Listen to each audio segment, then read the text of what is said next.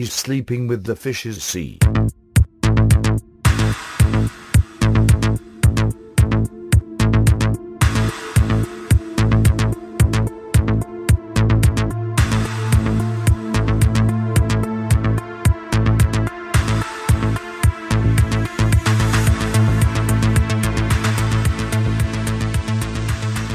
Hello and welcome to episode 139 of Chet and John's Reassuringly Finite Gaming Playlist. My name is Chet Roivas. John Denton is not with us this week. Instead, filling in for him once again is former Joypod host and co-creator David Turner. Hi Chet, how are you doing? You alright?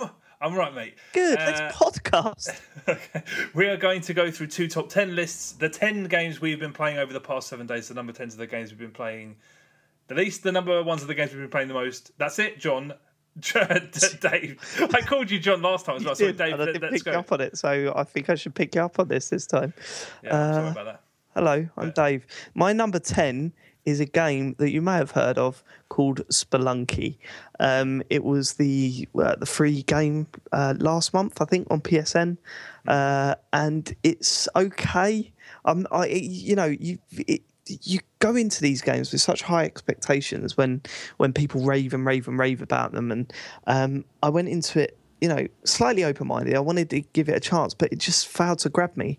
There was this feeling of doing everything wrong and constantly dying and not knowing what I'm doing wrong to constantly die. I mean, you do pick up on stupid things like, have you played it? You've played it, right? You've raved about this before.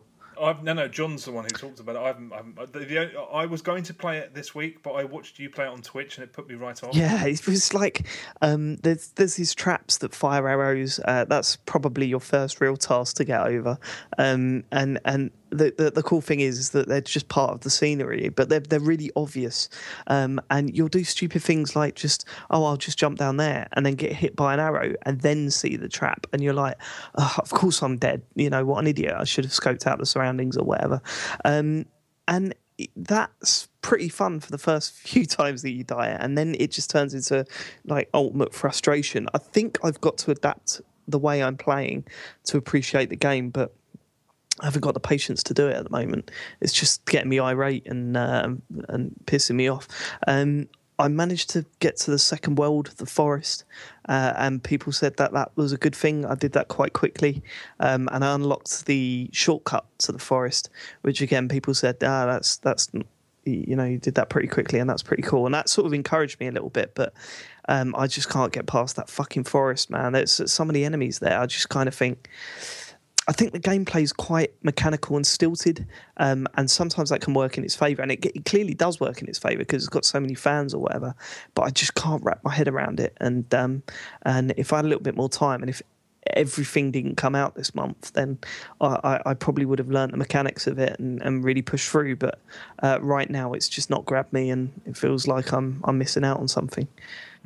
Yeah, I mean, I literally turned on and watched you play it for a bit because I was going to sit down and because it's so people bang on about it so much as being this amazing masterpiece, and I just saw footage of it and I was like, wow, is that it? I'd managed to avoid seeing it running, and I just thought, what okay. did impress you? The art style or the very annoying music? Yeah, the fact that it was just relentless death. I don't know. I mean, I just made a mental note to put it aside. I'm going to play it at sort of Christmas time when there's not so much competition, but I didn't want to pick it up. Sorry, go on. There are some brilliantly funny moments in it, like because obviously it is. I know you've got a problem with death by trial and error, and learning through death and stuff like that. But this game sort of does it well. Like there's some really funny stuff in there. Like I come across a gold skull on the floor, and I was like, right, do I kill that? Do I avoid it? What do I do? It's got to be something. It's a bright gold skull, so I whipped it, and it set off a boulder that crushed me instantly,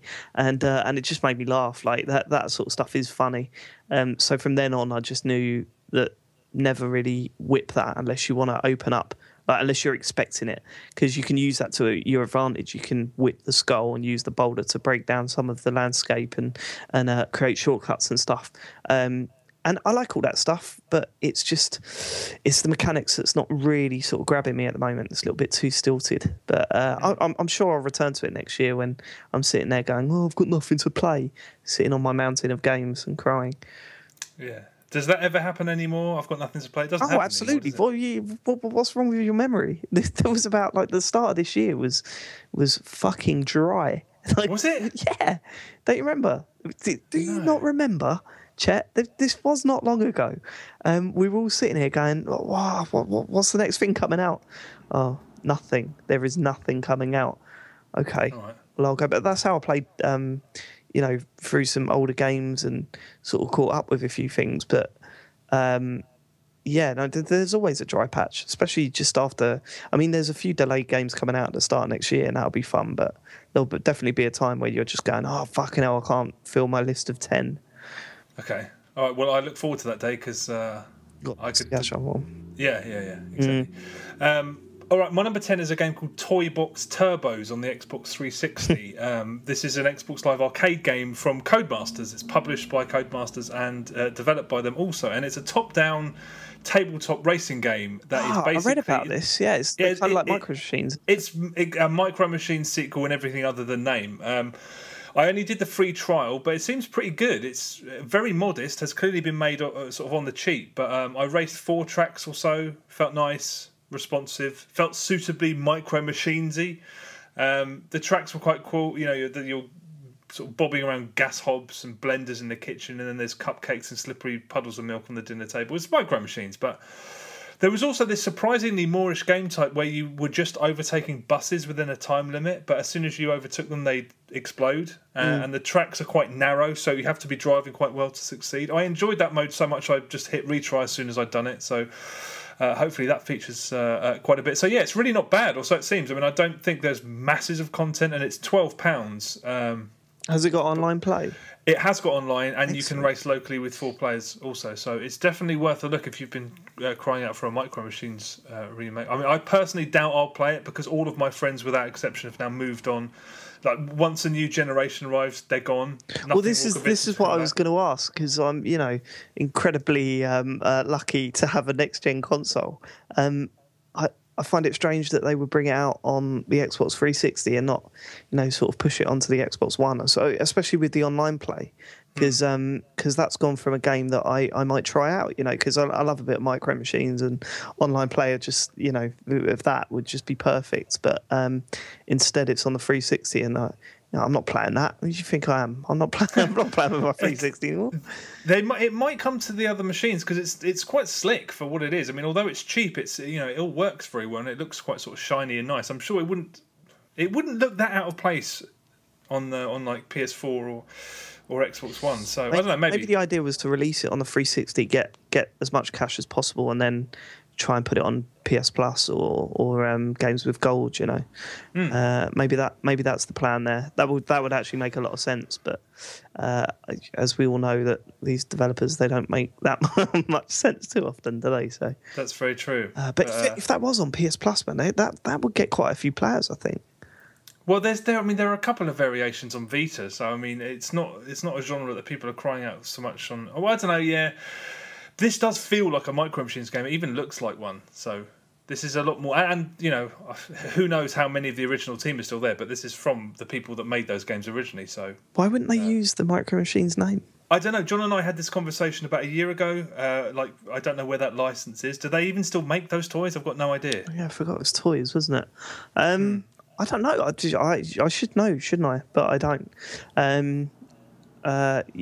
That maybe that's the case. Maybe the license ran out or something, or they just didn't renew it and they don't need to. But it's such an iconic name in gaming that you'd find it strange that they wouldn't just pay out for the license for it. Well, this is worth a look if you've been craving one of those games for God knows how long. Okay, my number 9 is a game called Far Cry 4. Which came out yesterday, and I have played probably the first hour and a half. And I can safely say this is the greatest game ever to be made on any. No, it's a pretty impressive start, and there's this real feel of quality to the whole thing. It doesn't feel like it's been rushed to next gen. It looks incredible, and it knows its strengths. Especially. This game has a fantastic way of introducing you to, the Far Cry game world, you know, how to play the game, how to unlock things and stuff like that. It just guides you through it at a perfect pace, and it constantly, like, for example, very early on you get into a vehicle and it, you know, just shows you how to drive, but also explains that you can change the driving controls if you want to and stuff like that. Yeah. And then just at the right time, it takes you through a road that's right on a cliff edge, and you know, you'll spin out obviously because you're not used to the controls quite yet. And you just like get that fear of, oh fuck, I'm going to fall off it. You know, it's like it does that so well, and I'm pretty sure that's done on purpose. The one thing that I've read about this game a lot, because I can't really form an opinion on it properly yet, is that there's a lot of people complaining that it's too much like Far Cry 3. It's basically, you know, I've seen the phrase Far Cry 3.5 being bandied about. Yeah. I will never understand that. I mean, I used to be exactly the same. I remember when GTA 5 was announced, and I was thinking, this isn't a 5, this is just an upgrade on 4. And yeah, I sort of ate my words when the game finally come out. But the main complaint is that you do pretty much the same stuff as you do in Far Cry 3. You know, there's still the outposts, and there's still, you know, the linear missions, and there's still upgrading your weapons, buying new weapons, and these crazy characters and stuff. But the game, like the world that they've developed, looks just completely different. It's incredible. And the shooting again, the shooting is exactly the same, and the way you heal yourself is exactly the same. But to me, that just doesn't matter. I don't want a completely new game. A Far Cry 4 is fine by me if it does the same thing in a beautiful setting and chucks a few curveballs at you, which is already done. It's introduced a couple new things, like the bait. Have you heard about what you can do with bait? No. So you know you can skin animals in Far Cry, and what you usually do is craft like things that carry extra ammo and stuff. Well, what you also do is carry meat in this one, and you can use that. It's basically nicked from Blood Dragon. You use it as bait, you throw it at a group of enemies, and wildlife come from all over the place. Like it's a bit of a magic spawn moment, but like a bear will come out of nowhere and join the attack. And of course, you know, it's a bear, so if you get too close yourself, he's going to fuck you up. But you know, it's little new things like that sort of say, yeah, okay, we're adding to this. We're not just like, it's not just a carbon copy of Far Cry 3. But I think it does more than enough to justify itself as a sequel. I don't know what people want out of sequels, and for me, I certainly don't want a completely new game, because, you know, what's the point in it being a sequel if that's the case? Already in the opening hour and a half, it's got some incredibly memorable characters. You know, there's a weapons dealer that's also a priest, and he is brilliant. Like, he barks quotes from the Bible at you while he's handing you guns and stuff like that. And it's just little quirky characters like that. And if there's one thing that I took away from Far Cry 3, is that I remember a vast majority of the characters in that game simply because they were, you know, all right, they were a bit of a caricature, they were a bit, you know, overplayed or whatever, but this game doesn't feel like it's grounded in reality. It feels like a stupid action film filled with these weird sort of Tarantino-esque characters. They don't have the same sort of skill and execution as Tarantino's characters, but, you know, you get the sort of idea that these guys are kind of wacky, but not overly wacky, you know, like not purposely. So the main enemy in the game is fantastic. I find him really interesting. I can't wait to hear more about him. And it does that whole thing where, you know, you're introduced to a village and you're defending it straight away, and it just works. Like, it all works. I'm getting very similar feelings from this than I did in Far Cry 3, where you're plonked in the middle of this world and you're totally freaking out because you don't know what you're doing or where you're going, and you're not familiar with anything in it. And hopefully it will end like Far Cry 3. Not in terms of story. The story really did tail off the end, towards the end in that game. But what, you know, happened in Far Cry 3 was, by the end of it, I just felt completely at ease with the world. I could run around and not give a shit. I totally understood what the enemy AI was doing. I totally understood what the wildlife would do. And I felt kind of, as cheesy as it sounds, at one with the game. And if that achieves the same thing, then I'm going to be very happy with this. I just can't believe how good it looks. Like, it really is one of the best looking games I've ever seen.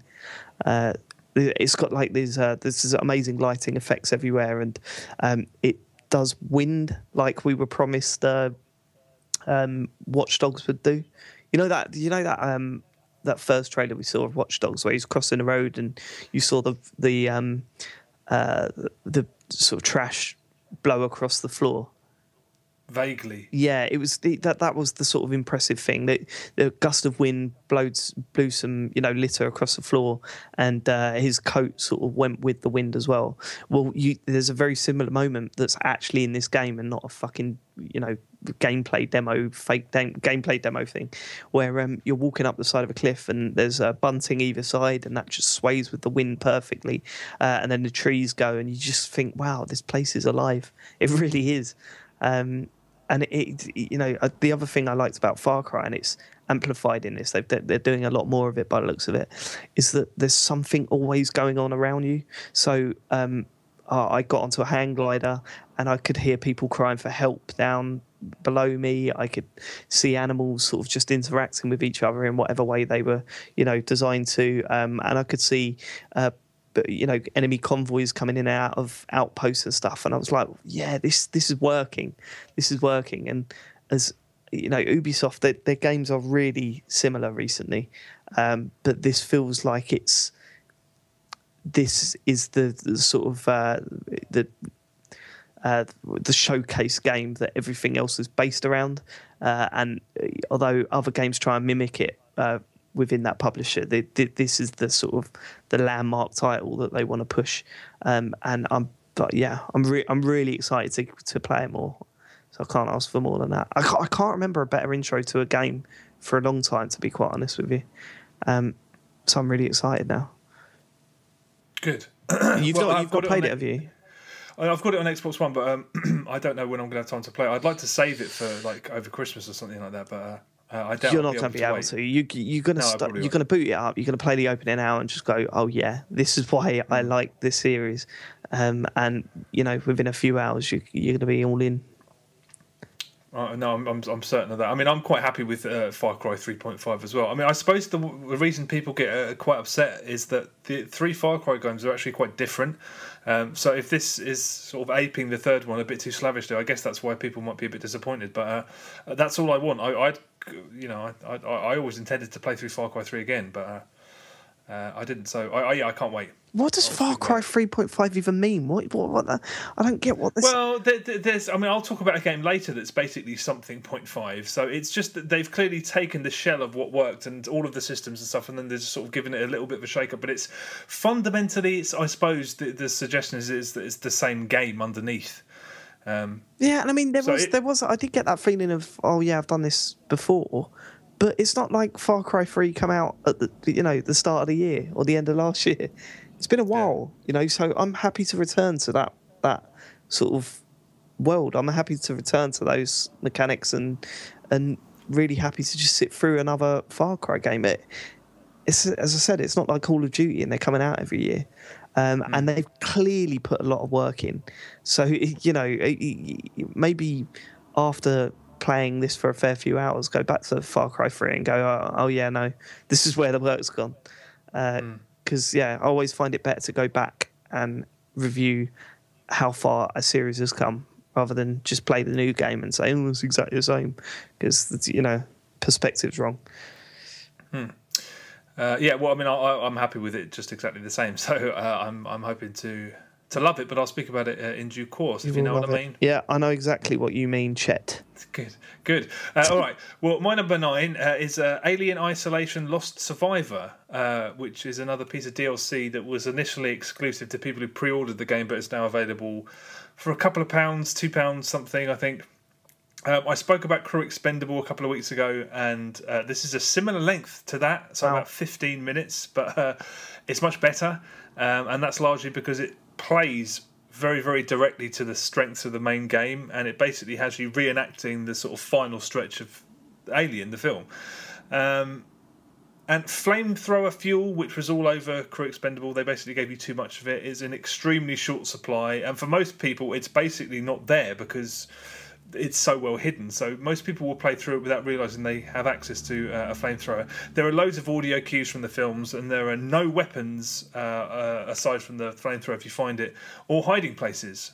So you feel completely helpless, as you do in the main game, again, which was the problem with Crew Expendable. It's tense again, too, because it keeps some great touches from the film, like Ripley singing that lullaby to herself, which is uneasy because she sounds freaked out, and because you're constantly worried the alien's going to hear it. It's disappointing that it's so insubstantial because it's 15 minutes long. It barely exists. I mean, it's £2 to £3 or whatever, but I don't recommend spending that for 15 minutes. It's a very small bit of the main game, which is better than whatever the hell Crew Expendable was. It offers some of the same pleasures as the main game, but it's too expensive. So I wouldn't recommend it, but it's better than Crew Expendable, so that's something, I suppose. Well, that's so weird. 15 minutes. Like, what? Why? Why is it that short? I don't get that, because that sounds like around the same price tag as a Walking Dead episode. And, yeah, exactly. And that's like an hour and a half. Yeah, I think they were just trying to get fans of the movie to invest in the pre-order editions and whatnot, because they're not. This is not anything that's worth money for. It's a nice trinket, I suppose, if you pre-ordered, but I don't recommend anyone pay money for it. Weird. All right then. Okay, my number 8 is Halo Master Chief Collection on the Xbox One. The package is just absolutely overwhelming when you boot it up. You see it's all split up into multiplayer playlists. You could do like playlists where you go through co-op missions together, and it takes certain ones from 1, certain ones from 2, that sort of stuff. I love that idea. The sheer amount of maps in multiplayer is just absolutely gobsmacking, and the amount of game there that you're getting for your money is just utterly incredible, especially when you consider how good the Halo games are. But you can't fucking access any of it. It's all a complete mess. It's been the biggest mess I've seen for a long time, and there's been some pretty messy games out. I don't own Drive Club, and you just kind of think, why is this happening again? Why is it happening again? Why can't I play matchmaking? Why can't I play co-op? So we tried 4-player Halo 3 co-op, because you could do 2-player co-op on 1, 2-player co-op on 2, 4 on 3, and 4 on 4. And it was unplayable. Like, it was dropping to single frames a second. It was just completely laggy. It was a mess, a total mess. And I don't know what... I mean, there's a patch coming at the end of the week, and if it doesn't fix all these problems, I'm genuinely going to ask for my money back. Because what's the point in owning a game that's still being advertised and still being sold for £45? What's the point in owning it if you can't play it properly? We tried matchmaking as a team. We couldn't do that. When we played amongst ourselves, then it was smooth as silk, worked perfectly. One of the funny things with going back to Halo is how bad the graphics look. They really are a mess, but I didn't really mind that because it's filled with nostalgia and stuff. But the second thing was how different the controls were back then. It was really a time before everything was standardized, and the amount of times I tried to reload with the X button, and you had to actually do it with the right bumper was. I was just flashing my torchlight everywhere. It's like just flashing people. It's just ridiculous. And that screwed me up online a few times where I'm getting chased down and emptying a clip, and I thought, quick reload, and I'm just shining a light in their eyes. It's just more of a mild inconvenience to them than actual death. But I mean, it's just so frustrating. Absolutely, really guttingly frustrating, because you just want to get together and play through all the Halos back to back in co-op.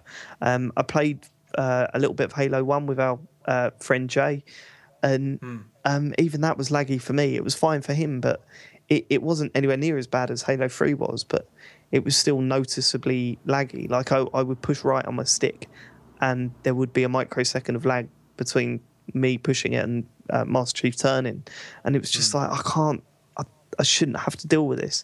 And what highlighted it even further was after we finished that night of just, complete mess of gameplay, I stuck on Destiny, and it was smooth as silk, and there was a lot more people there and a lot more things happening, and I just kind of think, why haven't they got this right before it was released?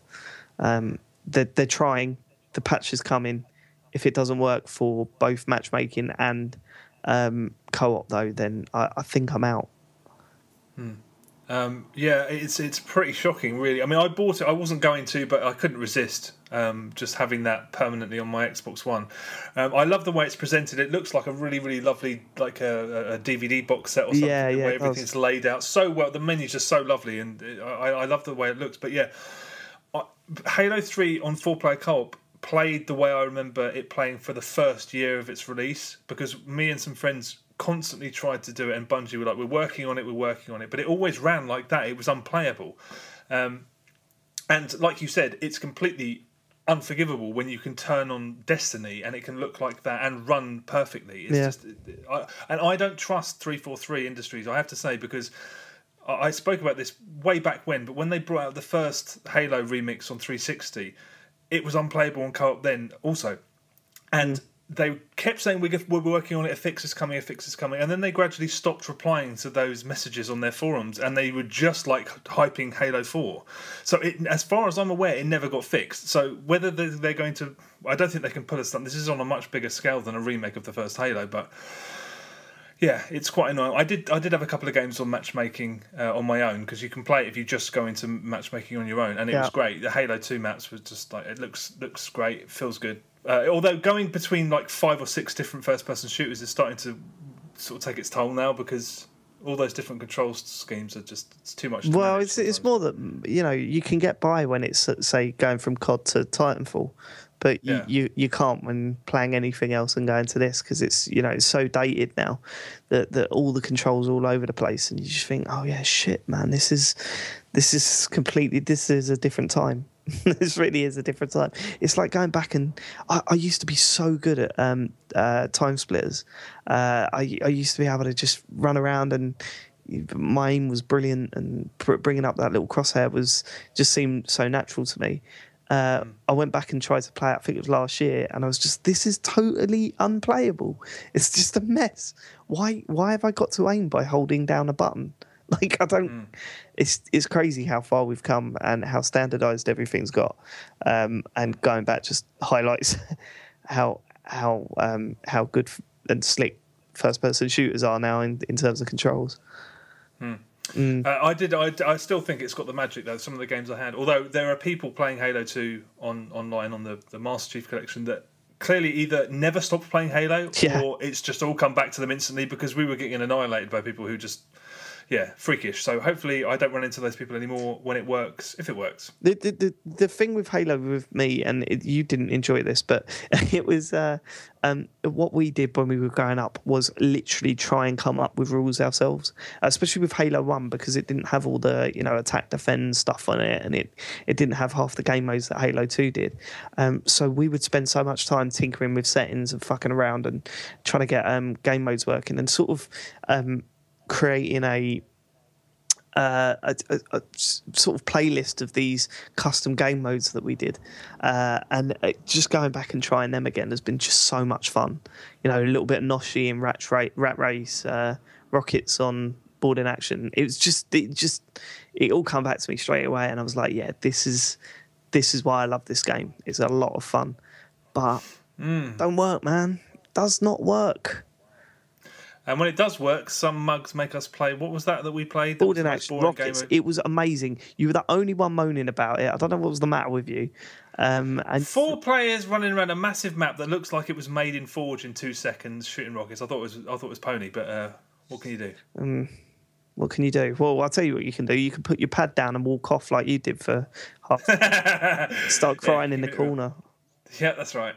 I had emails to send, but there you go. Okay, my number 8 is The Crew on Xbox One. Oh, you played that beta? Yeah. Did you play it? No, I didn't get in, but I probably wouldn't have played it anyway because it's just got too much to play. Yeah, it's Ubisoft's imminent open world racing game. I didn't actually play too much of this, and that was because I didn't really enjoy anything about it, honestly. And some parts of it were just obnoxious and very, very annoying. But this is clearly a game that just isn't going to make much sense until you have access to it in its entirety. So we'll see. But I was kind of dumbstruck because it feels exactly like a remake of Need for Speed The Run, which is one of the most just cack-handed and confused driving games I have ever played. I can't believe that game got made once, let alone that a studio now apparently seems intent on mimicking some of the worst, most tedious aspects of it. I played it on 3 different occasions on the same evening and it crashed 3 times.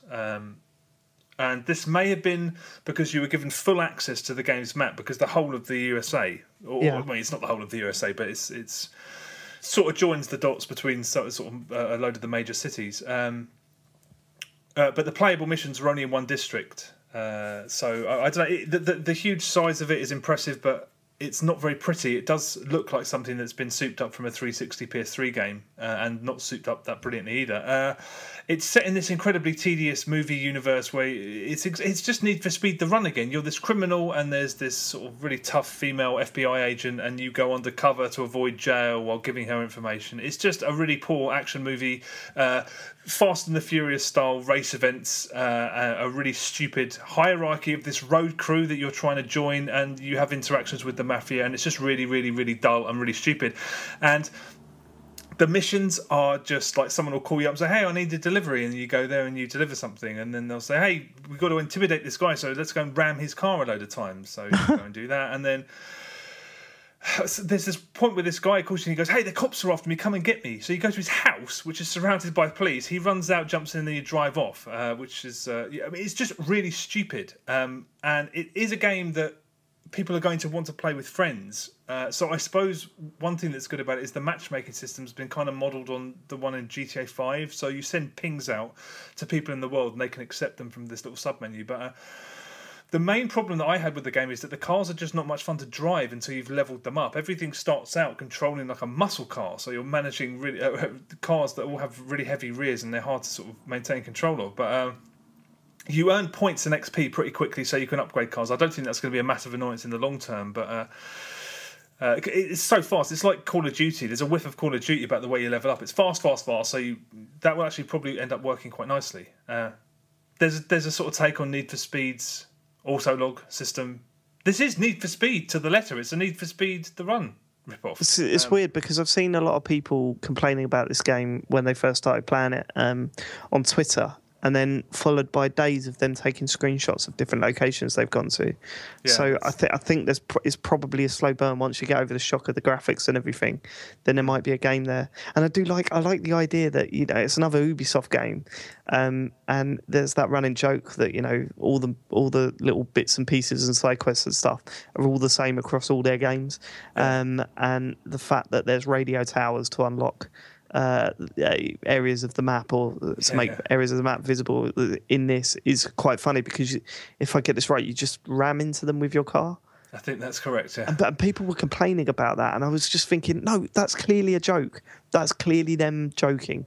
It's a radio tower that's in all of their games, but in this one, you just ram into them with your car. I think that's funny, but I don't know. Why is there that weird, police versus the cool driver again? Like, how many games are we going to have to... I don't know. It feels so old. It feels so done. I mean, there's nothing original about it. And that's the other problems are that because there's nothing original about it, they make changes to the formula for no reason. And that's just where it gets really aggravating. Because, for example, they swap the minimap and the speedometer around. Always in driving games, speedometer's on the left, minimap's on the right. And they swap them around.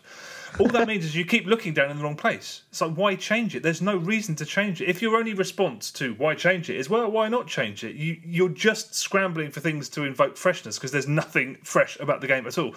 You can't. I looked through the menus in an attempt to try and change it back because it was just annoying. For better or for worse, the minimap is always on the right and the speedometer is always on the left. That's just the way things are done. If you give me a good reason for changing them around, I'm there. But for doing it just because... And similarly, the racing line isn't on the ground. It hovers above you in midair. So have you seen it? It's this blue. It looks like a piece of blue spaghetti constantly slithering around in the sky, and it makes the corners harder to gauge because it's always moving, and the screen just looks really cluttered and really ugly. It's a change made for no reason. Oh, racing lines in the sky. It's like, why put it in the sky? Because it's never been done before. And I'm so, congrats. I bet it's never done again. It just, why not leave it on the ground? There's no reason for it. That's where the game became over. I mean, the map's cool. You can bring up the map and you can zoom right down to ground level from the highest point. But that's it. The beta was comically dull. Racing across the entirety of the US with friends sounds like quite a unique pleasure. But if that's all that's being offered, I mean, yeah, it was incredibly underwhelming. But we'll see. It's out in like a week or two, isn't it? I don't know. I've not really been keeping an eye out for this. Please say accelerations on a left trigger. The brakes on the right. It wouldn't honestly. That wouldn't exactly. Why not? We've made this. That really bothered me. Just like, don't just do that because nothing else in the game's original. That's why they just got desperate to try and make a change, and it's bollocks. So yeah, we'll see. I don't want to judge the game, but the beta was pretty lousy. Shame. My number 7 then is desert golfing, which I mean, I've not mentioned it on this show, and John has. I don't know if you've played it yet, have you? No, I don't need it. It will destroy you. Yeah, exactly. I don't need it. It's so good. Like it really is. It's so simple, so basic. It looks like a game that could have come out on the Amiga. But it just feels so good to play, and it's Moorish as hell. I mean, I got to 1,000 holes and said, right, that's it, I'm done. I've got to what is essentially the end of the game, because what it does is you play this, and it you've all heard it before. It's a side-scrolling golf game where you're just constantly pushing this ball along a desert into holes. It keeps a score of how many how many hits you've done. Oh Jesus, I don't know golf. How many strokes? Yeah. Strikes. You're out. It's just really, really addictive. It just goes, okay, you've done that hole, here's the next one, and you'll sit there, and once you get to 1,000 it goes, well done, you've unlocked Game Center. It's really silly in how it just drip feeds this weird stuff into this empty desert, and it grabs your attention. And I said, right, okay, 1,000, I'm done. And I stopped playing it for like a month. And then this week I was just flicking through the games on my phone while I was having a poo, and I just thought, well, I'll give this a go again. And there I was, 1,100 holes all of a sudden, and a dry bum hole. So it just grabbed me again, and I fucking love it. It's brilliant. Okay, I really don't need it. I mean, it's just, it doesn't look great. I've heard it explained how it works. It seems really simple, but it's one of those games that's just a compulsion. Do you want to have something that obsesses you for a while? Not really. I could do without paying too quick for that. I know what you're saying, but maybe you're too quick to sort of associate it with games like Happy Street or what is it, that Tiny Tower. I've never played either of those two. No, but those are compulsion games at the base level. Like you'll sit there and go, why am I doing this? And why do I keep coming back to it? All I'm doing is clicking coins and stuff like that. With this, it genuinely feels good because there's skill behind it. And if you get a hole in one, it feels brilliant. And there's actual gameplay at its base. It's not just a weird compulsion thing. It actually makes sense to play. I mean, you can't fault them as constructions. The games. I'm sure it's brilliant, but you're kind of left at the end of it. It chews you up and spits you out. And you're like, oh, those hours are gone. Did I enjoy them? But how many games you will enjoy it. You'll enjoy your time playing it. I've got no doubt about that. And sometimes it does become a bit of I can switch my brain off and play this game, but you will still enjoy it because it is satisfying. Hitting that ball in that hole is satisfying. They've got that down.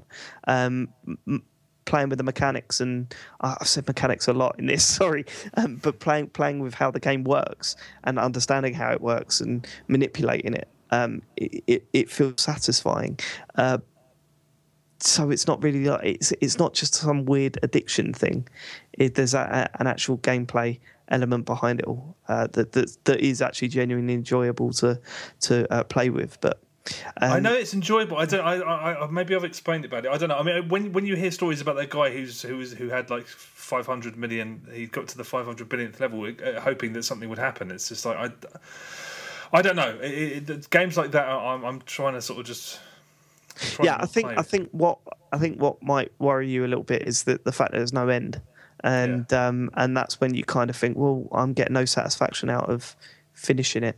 But then I see it more like FIFA, where you could just play that endlessly. There's no real end to finishing. Like, you know, we'll sit down and play. We'll win 3-0 and go, yeah, play another one. You know what I mean? And that's a little bit what like this is like.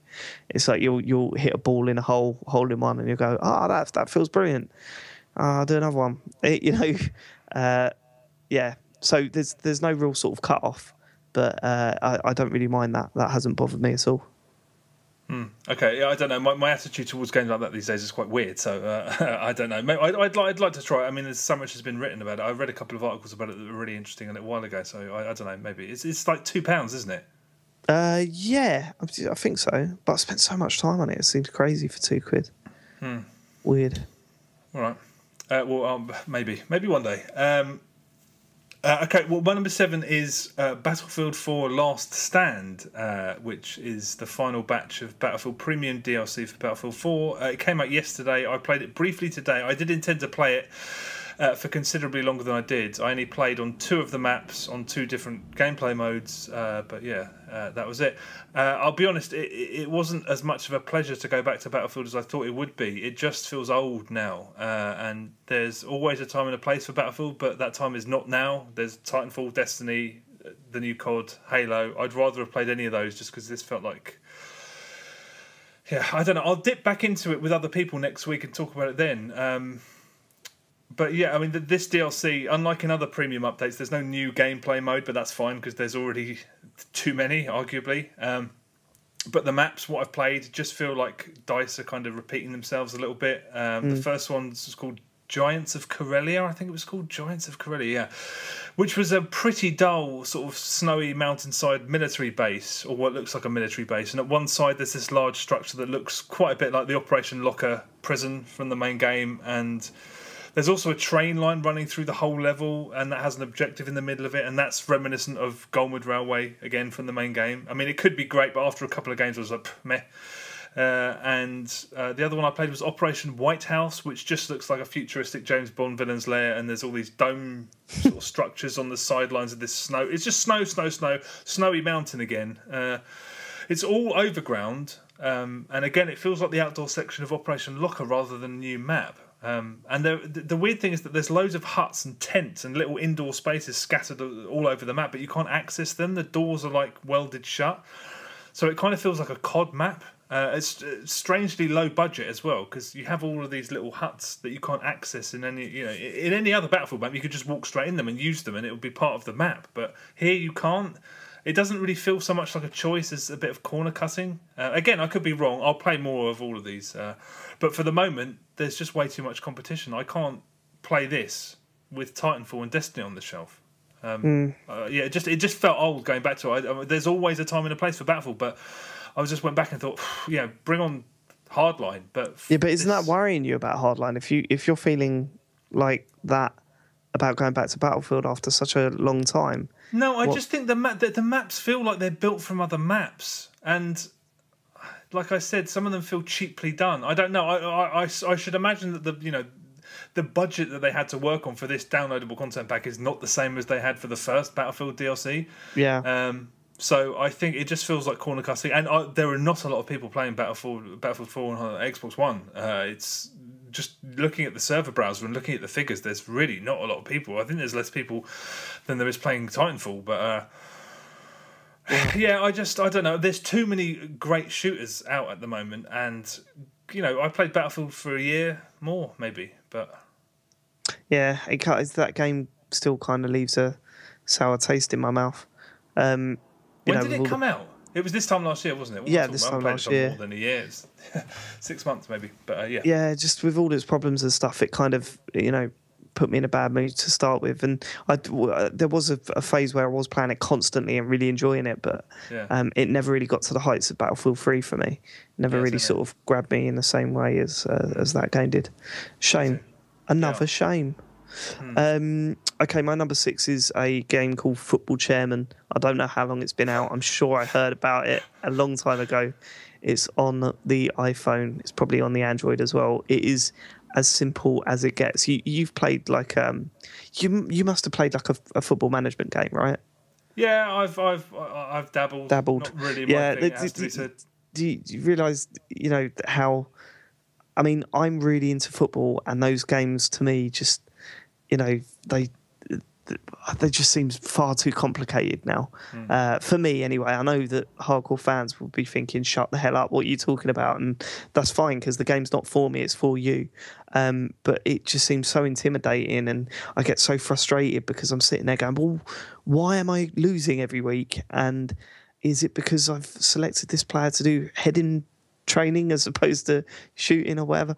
This basically takes a football management game and strips it right the way back. So you're just doing the background stuff. You're hiring and firing managers. You're building up your training facility. You're building up your stadium or whatever. And it really fucking hooked me. Really hooked me.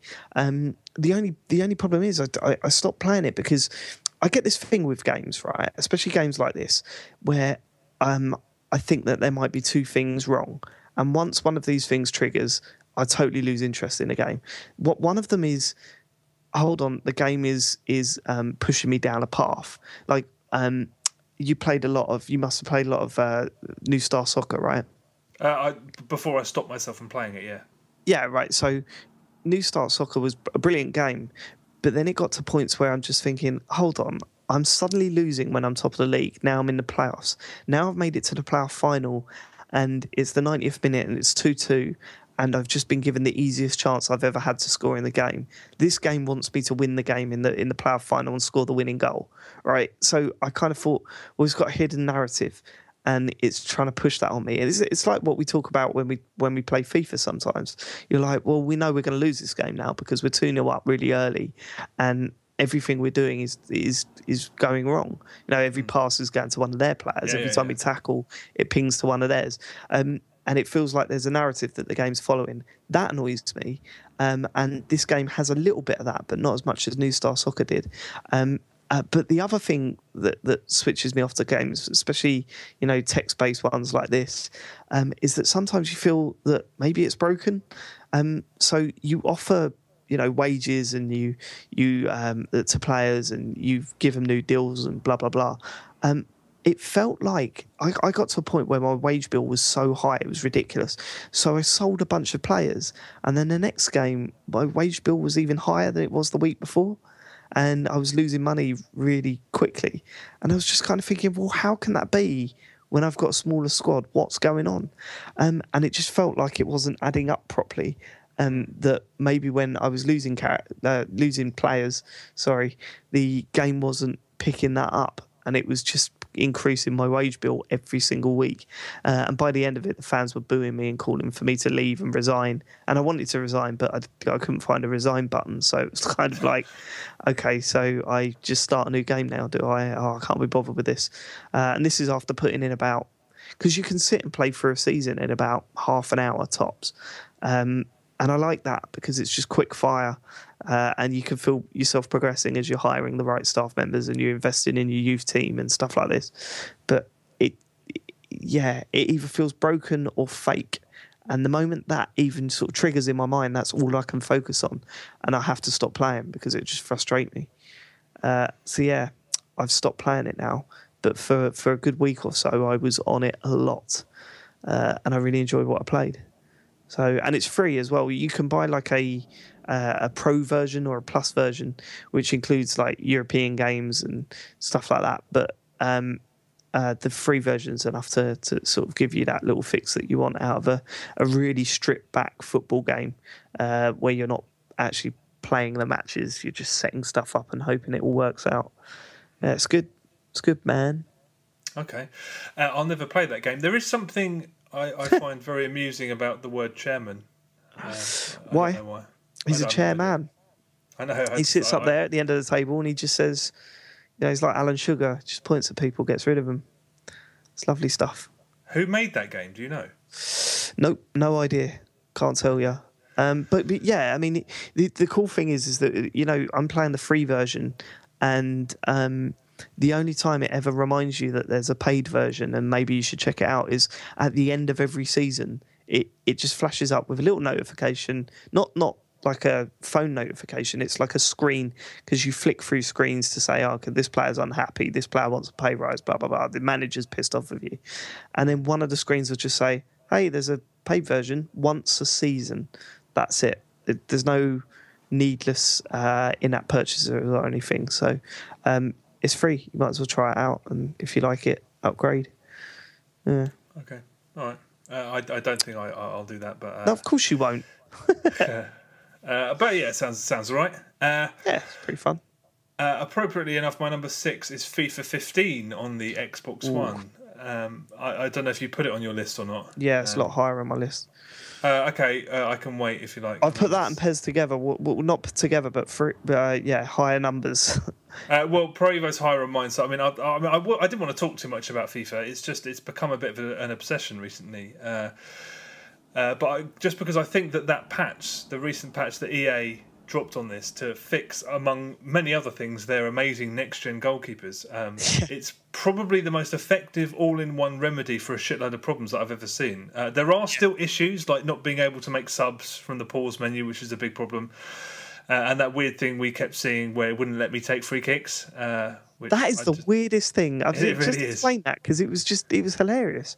Yeah, I mean, basically, in FIFA, if you don't play it takes you alternate between who takes the free kicks, and every time it was me, it would just, my little blue tick would be above me, and I'd start moving the camera, and then it would just give control to Dave, and I was like, oh, okay. So I basically never have free kicks anymore. Whenever we play a game together, we don't have any free kicks. But yeah, aside from those little niggles, it's the game that it should have been at launch. And this is, we'll talk a little bit later about games being released broken before being amended with massive patches. But if there's one reason for developers and publishers to try and stop this from happening, is that I reviewed FIFA 15 for a magazine, and that score is now part of the game's Metacritic rating, and I would have scored it far higher if I'd have played this version of it. I do think that games like FIFA are a sort of different case, because the game functioned okay before. It just wasn't clear where it could be exploited, and you never really know that until you release it. So it's much better now. And EA just haven't released such a sort of an issue-free or an issue-light patch in ages. And you know what? I think they've nailed it. It's ping-pong, not football. I've written down air hockey here, because it really does feel like air hockey, where you're just... It does. The ball's just bouncing from one end to the other, and sometimes it slips in and sometimes it doesn't. We'll talk about PES later, but after playing PES and going back to this, there's a few things that I've really, sort of hit home with me. One is how good FIFA 15 looks. Like if you're looking at player models and players' faces and stuff, there's no doubt that PES looks better in that regard. But how often do you see players' faces up close in that game? You very rarely do. Everything else about FIFA just looks incredible. The grass looks real, the crowd look incredible, and the stadiums are stunning. Even the kits, you slide along the floor, mud gets on the kit or it gets wet, and it just looks really good. The presentation's second to none. But yeah, the gameplay is it's vastly improved. I mean, I remember playing it and hating it when it first came out, because it was just so easy to run down the right wing, cut inside, and just basically make the goalkeepers have a brain hemorrhage and just stop in their tracks and just slide the ball in the back of the net. And it just got so frustrating, especially when it was one of their features on the back of the box this year. But yeah, the patch really has fixed it, and we've had some pretty good games online recently. Like, I mean, some of them are hilarious. We played a lot. Was it last night we were playing, or the night before where we were doing really well? I think it was last night, yeah. This is in co-op season, so it's me and Chet versus two randoms. And we were doing really well. And because of that, every little, brain fart the game has, it was just funny. We were just like laughing at it. But imagine being on the other side, where the players would just stop, or or head butt the goalkeeper by accident and knock him out and stuff like that. That stuff would become incredibly irritating if we were losing.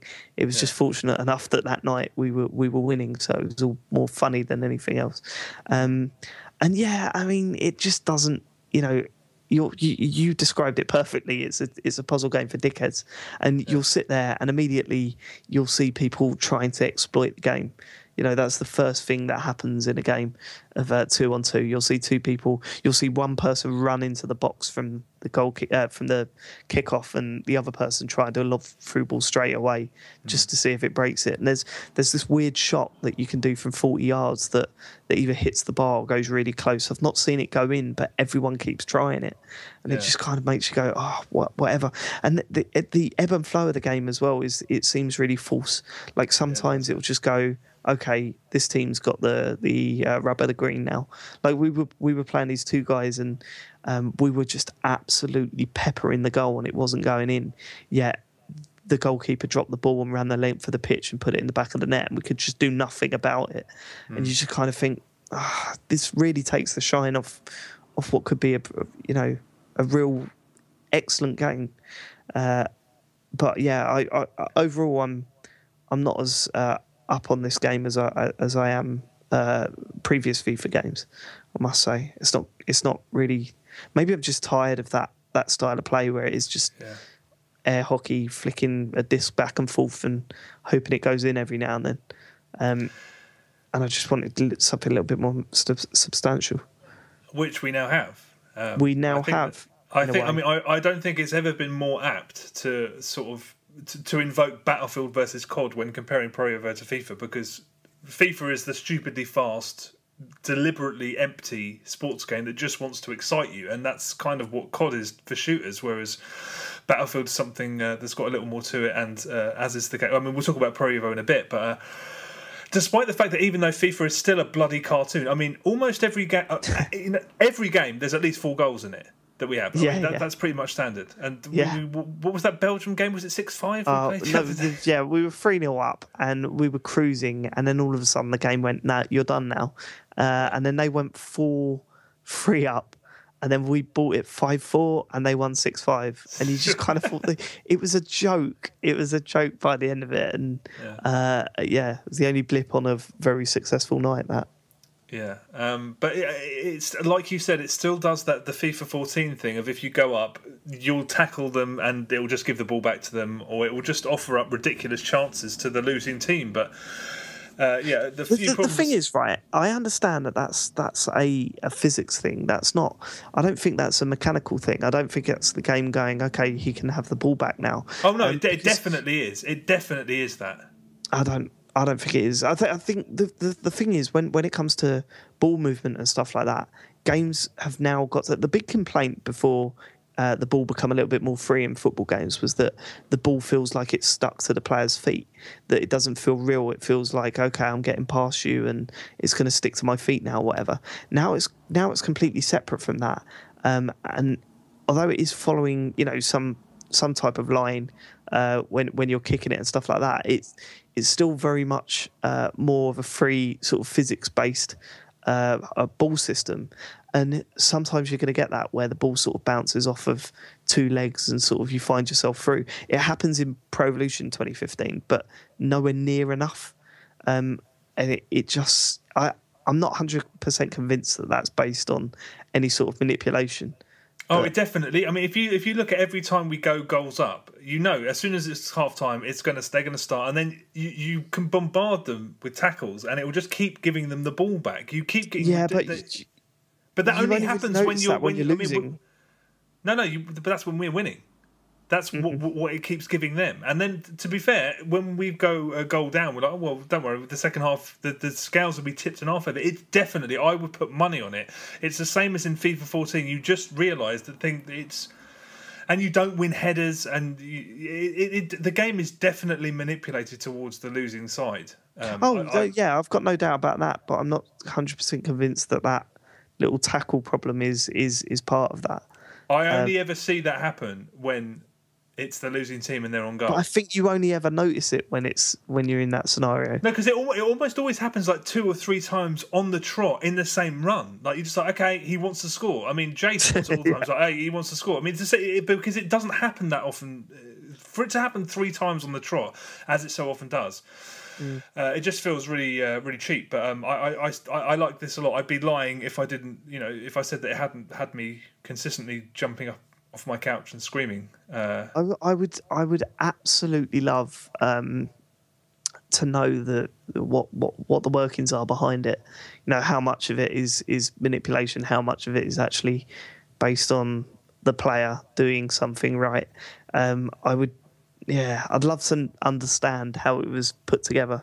But yeah, as you say, I mean, as frustrating as that game gets, that when I scored that goal 30 yards out and it pinged off the bottom of the bar, I as you said, when I've recorded it and put it on Twitter or whatever, you said, why didn't we get in our like sort of normal celebration that we do to people? And I just thought, well, that's probably because I was like dropped the pad and jumping around the front room, and yeah, the game still has those moments of magic, I suppose. I like it. I like it a lot. Right, my number 5 is Forza Horizon 2, and I've added this in because I didn't get to speak about this last time I was on, I don't think. I just wanted to say, as you've said a million times on this show, it is absolutely incredible. What a game that is. And it's one that I don't think I'm done with. I think I'll have a rest with it and I'll go back to it next year because I just loved every single minute of it, and it's definitely my favourite racing game since Burnout Paradise. I don't think it's as good as Burnout Paradise, but I think it's up there. The online stuff is not quite as smooth and not quite as fun as Burnout Paradise, but the offline stuff is probably better, actually. It just feels like there's so much to do. The races are just constantly fun. It never gets too serious. You never get to a point where your back wheel catches some grass and you spin out. It's arcadey enough to keep you interested and destroy the frustration of a sim racer, but it's not too arcadey to the point where it just feels like a bit of a joke. Like there is some realism in there, and the cars, I mean, it just looks incredible, and it's just got this real feel good feeling. It's a bit like Amped, where it's just like, yeah, this is brilliant, I could just stick this on for half an hour and I know that I'll have a good time. But it's such a confident game. It knows exactly what it does right, and it never tries to. It never pulls you out of that feeling of fun. It's a bit like that Halo concept, where it's like 30 seconds of fun repeated over and over. I think this nails that, and it knows it. It's just, just booting up that game, I just know that I'm going to have a good time. And there's not many games that you can think that, Even as much as I love football games or whatever, I sort of think, well, am I going to enjoy this now? There's no doubt about Forza Horizon. I'm just going to fucking love the next half an hour of gameplay. So, what a game. Yeah, what a game. No, I mean, that's the game that I'd be playing if I didn't have other stuff to play. I mean, I do, over Christmas, I'm sure there'll be a time when a load of us can get together and just sort of go for a drive. Because, that game's going to be about for a little while at least, because it really is stunning, and I kind of want to play it right now, but... Are the DLC packs, are they just cars, or are they going to add other stuff? The regular Forza games, the downloadable content, they're just cars. They're occasionally tracks. They're stuff for real car fanatics, really. I don't think there's going to be anything that you or I would enjoy so much. So I'd love to see like an events pack where they do those special events against different vehicles and stuff. Right. Like the air balloon one is just going to stick in my memory for ages.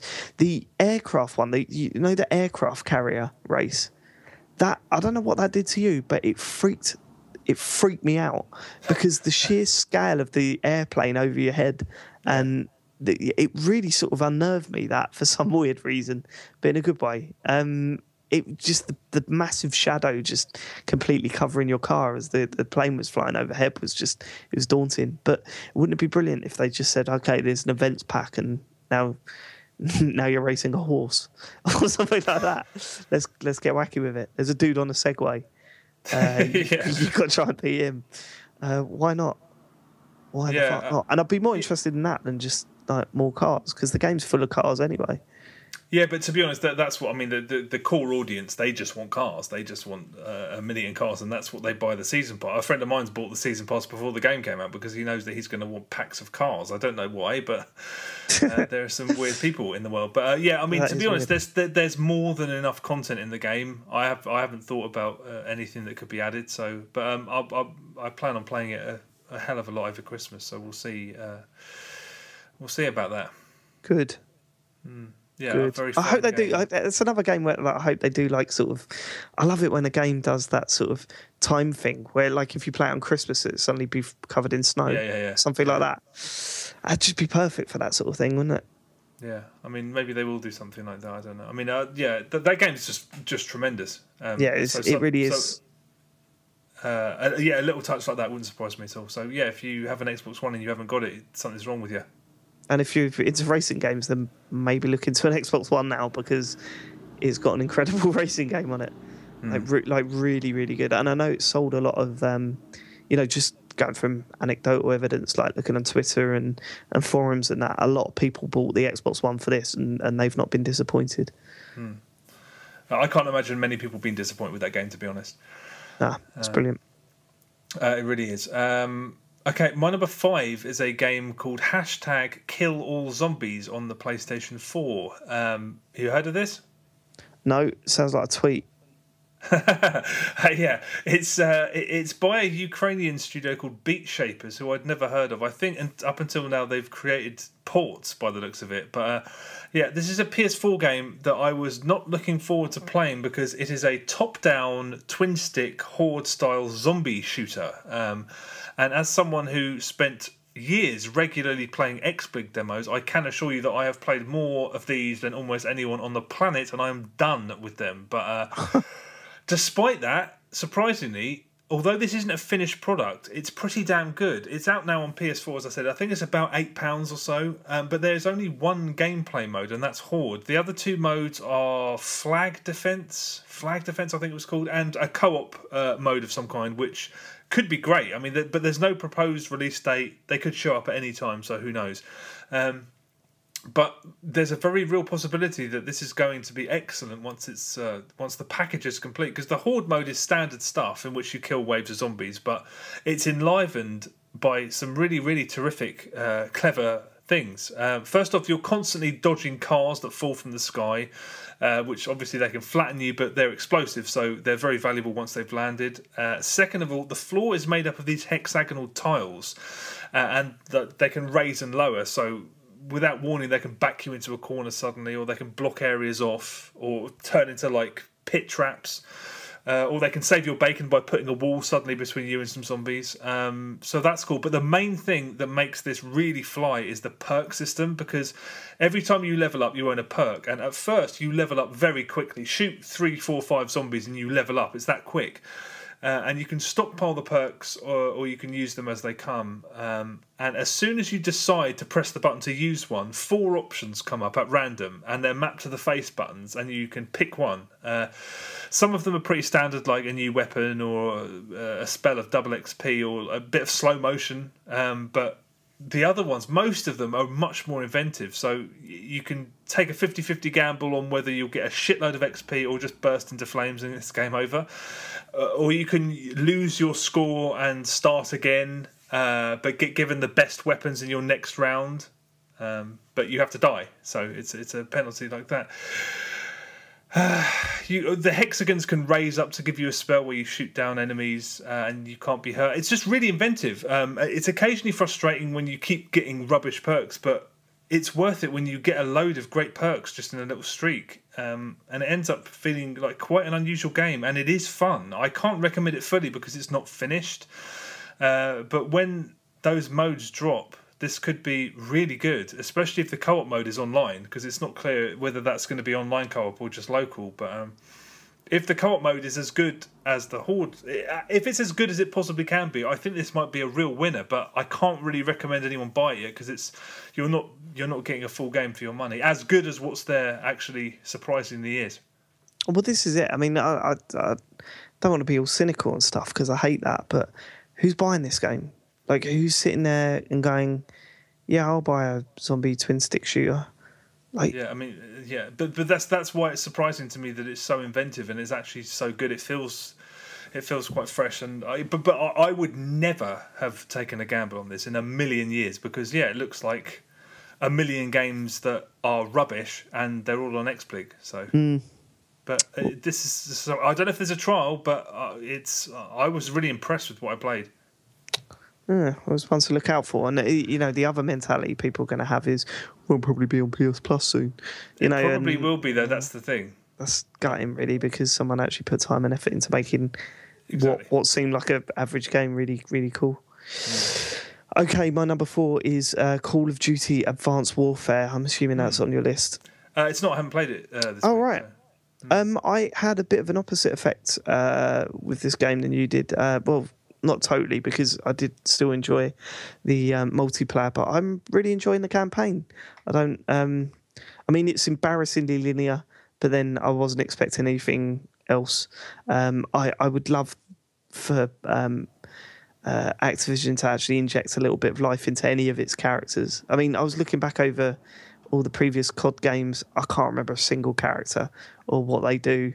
You don't know anything about the character themselves. You don't know what they're into, what their family life is, what their home life is. You don't see any of that side of things. And I think part of me understands it, that Call of Duty fans are not giving a shit about a level based around his home where he's looking through, letters from his mum and stuff like that. But part of me wishes that it would take a risk here and there. But yeah, I'm playing it in short bursts, and that probably helps it a little bit because I'm assuming you sat through the campaign all in 1 or 2 hits, right? Yeah, I did it. Yeah, probably a couple of sessions. Yeah. Yeah. See, for me, it's like I'm playing a level maybe every couple of days, and I'm just enjoying it for what it is. There's an amazing bit that completely sums up the COD experience where you find these futuristic bikes and they're like hover bikes, and you think, wow, yeah, I'm going to get to ride these. And then the character next to you goes, right, set it to autopilot. And you just sort of laugh to yourself and just think, okay, I'm not going to get to ride it. And eventually you do, but it's, it's all very, very pushed down a sort of predetermined path. But no, I'm enjoying it. I'm liking the exosuit stuff and the grenades, the flashy grenades and stuff. It's all pretty fun. I do miss the war games, if you know what I mean. It's not a war game. It might sort of say it is, but it's not. You don't feel part of an army. Like, there were times in the early Call of Duty games where you're being pinned down by, the enemy, and you had to battle through, and you felt like part of this huge platoon. But in here, with this one, it feels like a Tom Clancy action flick. Brainless and just stupid.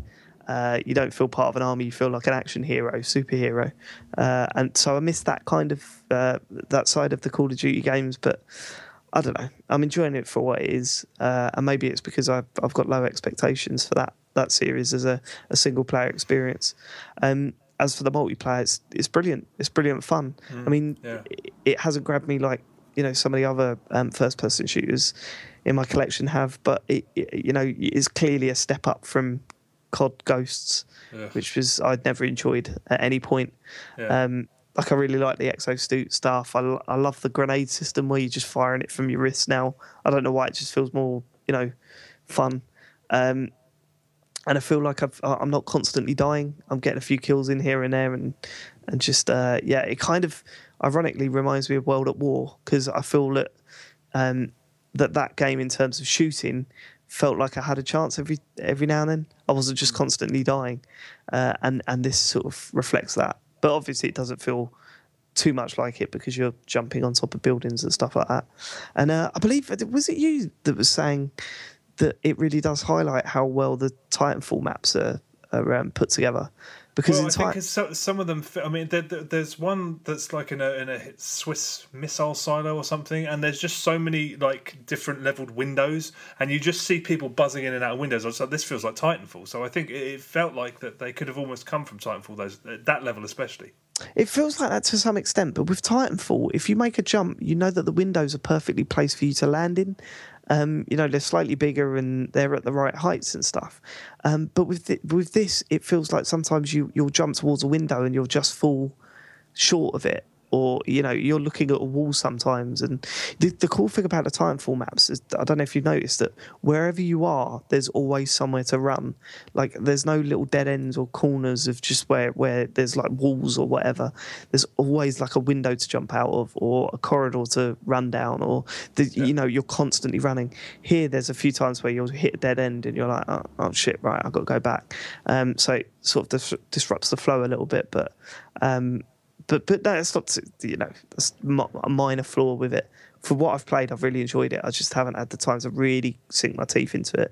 And in fact, I haven't had the time to really get involved with the single-player campaign either. I'm about halfway through that, and I should have completed it by now, really. But yeah, I'm enjoying what I'm playing. I can't agree with your disdain for the single-player at all. I just thought it was unbelievably poor. You are just walking. I mean, I know the one sort of nickname for this genre of game is corridor shooters, but this is just one long corridor from beginning to end where you press X a couple of times. I mean, I could not believe how bland and boring it was. I'm like, I can't argue that it's definitely that, but the series has never tried to be or has never been anything else. And but that's why it bothered me so much, because even Ghosts had a little frisson to it. This has nothing. This is just go from A to B, shoot some guys. Go from A to B, shoot some guys. I was amazed. This is. I think I decided, because I showed this to a friend at the weekend and he started playing it, and it was like did you see the Conan O'Brien video where he played it? Yeah. And he was just making... A friend of mine made some of the similar observations about how stupid the game is, but he was blown away by how poor it was. And it's just, I feel exactly the same. I think it is the worst Call of Duty campaign that's ever been, because it doesn't even do the big stupid stuff particularly well. I disagree. I think when you've got these sort of corridor shooters, you're willing to allow them to do that if there's enough of a spectacle to justify it. And I think this achieves that. There's been a load of moments where I'm like, actually, that looks pretty cool. The reveal at the end of the training mission, I thought looked really good, and going into it again was really good fun. And the mission where you're in a camp after the huge terrorist attack, everyone's in these like sort of refuge camps and you're defending them.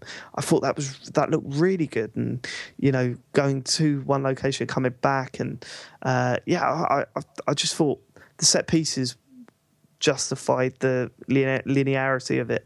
There aren't any set pieces. That's my problem with it. There are no set pieces. It's always the same thing over and over and over again. I mean, you can say that it looks quite nice, because it does. There are bits of it that look quite nice, but there is no. You are only ever doing the same thing. And when those games are good, that's not the case. I mean, the best example being Black Ops 2, where there are actually fundamentally different changes. I mean, they've never gone back to that, so that was more of an anomaly, but even Ghosts had a little bit of invention to it. I mean, regardless of what it looks like, you're still just walking along in a straight line and shooting things, and it's just it's unbelievably boring. I'm amazed that you're enjoying it, because I just don't see what's fun about it. Yeah, I'm liking it. I just I don't know. Maybe you've missed the set pieces, or maybe I'm making them up in my head. But when you say set piece, what do you mean? When I say set piece, when it comes to a Call of Duty game, it's essentially something really stunning happening in front of your eyes, and all right, you can't interact with it, you haven't caused it, you haven't done anything special in terms of gameplay to achieve it, but just shit happening, and I like that. That's it, basically. I don't even. I mean, I don't remember anything of any interest happening. But even if I did, I mean, that's the fact that. Yeah, I mean, I don't know. I guess we just won't agree on this one. But I just think they've never been more conservative or less eager to try even the tiniest thing to make things, to enliven things a little bit. It is just. It's when people diss them, people who don't play them, they diss them every year and say they're on rails. This might as well be on rails. It literally might as well be. It's pwn. But the multiplayer is really good. It's worth picking up for that. Yeah, the multiplayer is really good. We could talk about this forever, because I just polar opposite. I mean, not polar opposite. I can totally understand some of the points you're making, but I still, I'm much preferring this to Ghosts. Much preferring it. Yeah, I mean, Definitely. I thought Ghost was better, but I mean, I didn't love that game or anything. But that things happened, like when you got swept out. I mean, things actually happened where the game changed, where you were doing something different that just wasn't just walking on a corridor. But anyway, there you go. Call of Duty Black Ops, not Black Ops. What's it called? Advanced Warfighter. Advanced Warfare. Sorry. Yeah. Good game. Multiplayer is very good. Yeah. Okay. Right. My number 4. My number 4 is a game called Never Alone on the Xbox One. It's also, I think it's on PC, but it's definitely on PS4, and it's out this week on PS4. No, it's out this week on Xbox One, and it's out next week on PlayStation 4. Have you heard of this? Yes, because you told me you were playing it, and then I looked up the trailer, and it looked really nice, like really nice. I mean, yeah, it's side-scrolling platformer again, but it looked special. Actually, I was actually quite interested in it. Yeah, it's a really, really unusual thing. Actually, I saw some of it. It's been getting some really good reviews this week, actually, and I really like so much of what it actually is that I'm almost willing to turn a blind eye to sort of some of the shortcomings of it as a video game, almost. But it's something that's been made in collaboration with the elders of this indigenous Alaskan community, and the plot of the game is a very straightforward sort of fantastical fable thing that mainly just involves this little girl who you play as discovering things and running away from them or defeating them somehow. And every few minutes while you're playing, you unlock a little video, and the videos are all extremely well produced, glossy little documentaries about this culture. It's about everything. It's about the clothes that they wear, about how they name their children, how they hunt. You know, it's... If this is an advertisement, and some would say that it kind of is for that culture, I'm kind of sold. It's not a great advert for their storytelling skills, because the story, it's not really a story. It's just a series of things that happen. But there's loads of stuff in these videos about how they never harm the earth and their moral code and how they respect the animal kingdom, and it's really seductive, manipulative perhaps, but it's also very informative. The actual game in between those bits is this side-scrolling platform that can be played on your own or in local co-op. And it's at its best when it's being very simple. It gets too ambitious too quickly, and this is a very small project that should have stayed simple. When you're just jumping around and sort of using gusts of wind to reach difficult areas and stuff, it's more than engaging enough. But when you start moving scenery around and whatnot, and the physics and the animation are just put under a lot of pressure, it's often very skittish, and the controls are not responsive in the slightest. So when it gets elaborate, it just becomes very frustrating, unfortunately. And there are just problems that the story is told via lots of subtitled dialogue. And that story is told during action scenes, so you're being read this story in this ancient language, but you need to read the subtitles, which is a problem when you're sort of engaging in combat, or what sort of substitutes combat in this game. And systems appear that are never explained to you, so you have to figure them out for yourself. And sometimes things can happen. So if you're playing alone and the other on-screen character is being controlled by AI, they can fluff a jump and you'll both die because you both have to remain alive, or the other character can run in the wrong direction and you have to take control of them and then walk them back. And you can really easily get caught in scenery, and then you'll have to quit the game and restart. It's just very clumsy, and it feels like it hasn't been play tested at all, which is really strange, because in the end credits there must be 40 plus testers credited. Which is just really strange. What were they doing? Well, yeah, exactly. But at the end of the day, the game is just not very original. There are also really lazy bits where you have to walk over some ground and it gives way and you die and then you have to start again. Don't step there though, because you'll die. Stuff that I really have a problem with. And if there are any sections in the game where you're just walking along and jumping, they are a minute long rather than 10 seconds long, because, hey, that's content. Why not make something 4 times as long just because? Why not? It's a passable 4-hour attempt to sort of kind of mimic something like Limbo, but it's nowhere near as well made as that or as clever. It's okay. It's extraordinarily charming, and it's never outright poor. But primarily, I just love the way it's presented with these really interesting movie clips spliced in, and I just thought, I don't know if I've seen this done before. More games should do it. I just imagine playing like a mafia game, for example, and rather than watching cutscenes that are like little more than reworded remakes of scenes that we've all seen in a million gangster movies written by people who probably don't have any desire to be storytellers. Imagine if instead they were just like mini documentaries where you learn about the period. This is the first time that I've played a game that I think is brazenly attempting to be educational, but it never really feels like it. So, I mean, the game is like a 5 out of 10, an inoffensive platformer that I wouldn't recommend if it didn't have all this additional content and it wasn't presented in this unusual way. I think it's a really interesting project.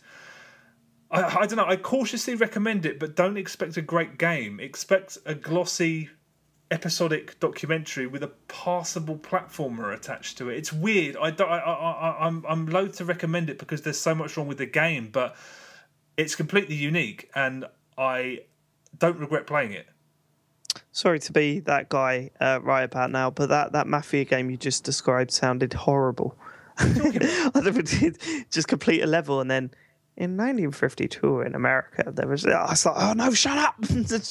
Stop teaching me stuff. Why would you not be interested in that? Because have you ever? No, I guess we will not agree on that either. But that would be so much more interesting. But look at the shit you have to watch. Mafia 2, a fucking reenactment of Jesus Christ, boss, we got to shoot some guy. It's just like, I don't care. I do not care. Let me play the game, and then I'd rather learn something than fucking watch people attempt to try and mimic stuff. Sleeping with the fishes, she. Exactly. It is crap. You have to assess it as it comes.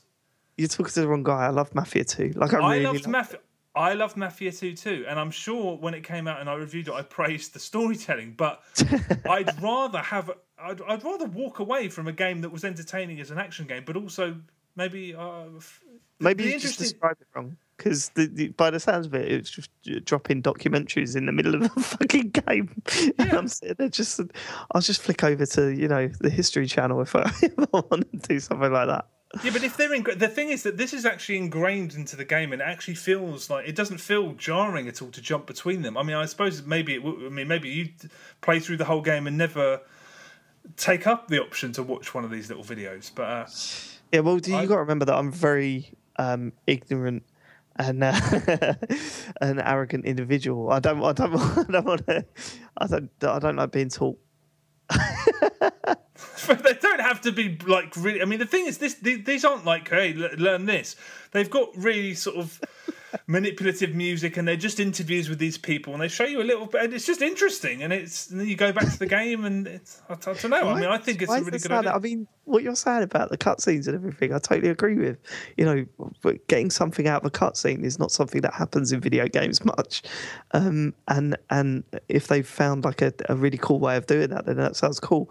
But to me, my mind is just thinking that I'd be hitting A, going, "Fuck you! I don't want to know."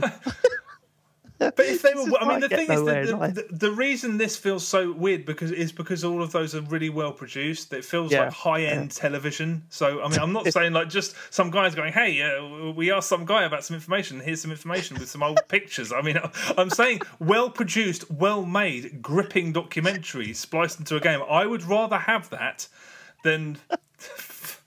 He's sleeping with the fishes or whatever it was.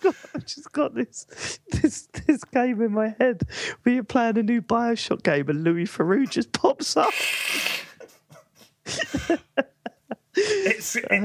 I think they'd have to be done very similarly to what this is what I'm talking about. I never expected something like this would ever work, and the fact that it does makes me think there must be other ways to apply this formula.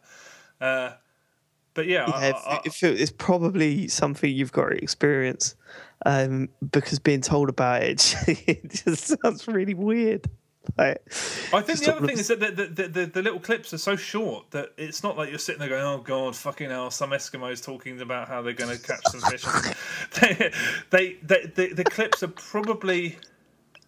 They're probably like between a minute and 90 seconds long, and they're primarily interviews. So it feels like just flavour rather than like we're teaching you a story about some stuff. I don't know. I forget I spoke. No, it's fine. It's fine. But the thing is, I think it's because you've experienced it. It seems so normal to you, but hearing about it now, it just seems really weird. Like you complete a level, and then so I'm just imagining like an Eskimo sitting down there saying, "Well, we cut a hole in the ice and we put the rod in." This is what you're imagining bad documentary footage. I'm talking about properly. I mean, it looks like they've spent. I don't know if they spent some money on it, but it looks like the kind of stuff you'd see on like a National Geographic channel or something like that. You know, clearly well produced and interesting. Yes. I don't know why it's making me laugh so much. Sorry.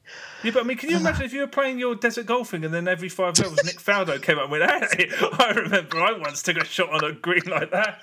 I was 25 years old," and then it's like, you know, maybe you should play Never Alone and then tell me what you think of it. I think I should because, as I said, like the execution, it could just be brilliant. But fucking hell, I've actually got tears in my eyes.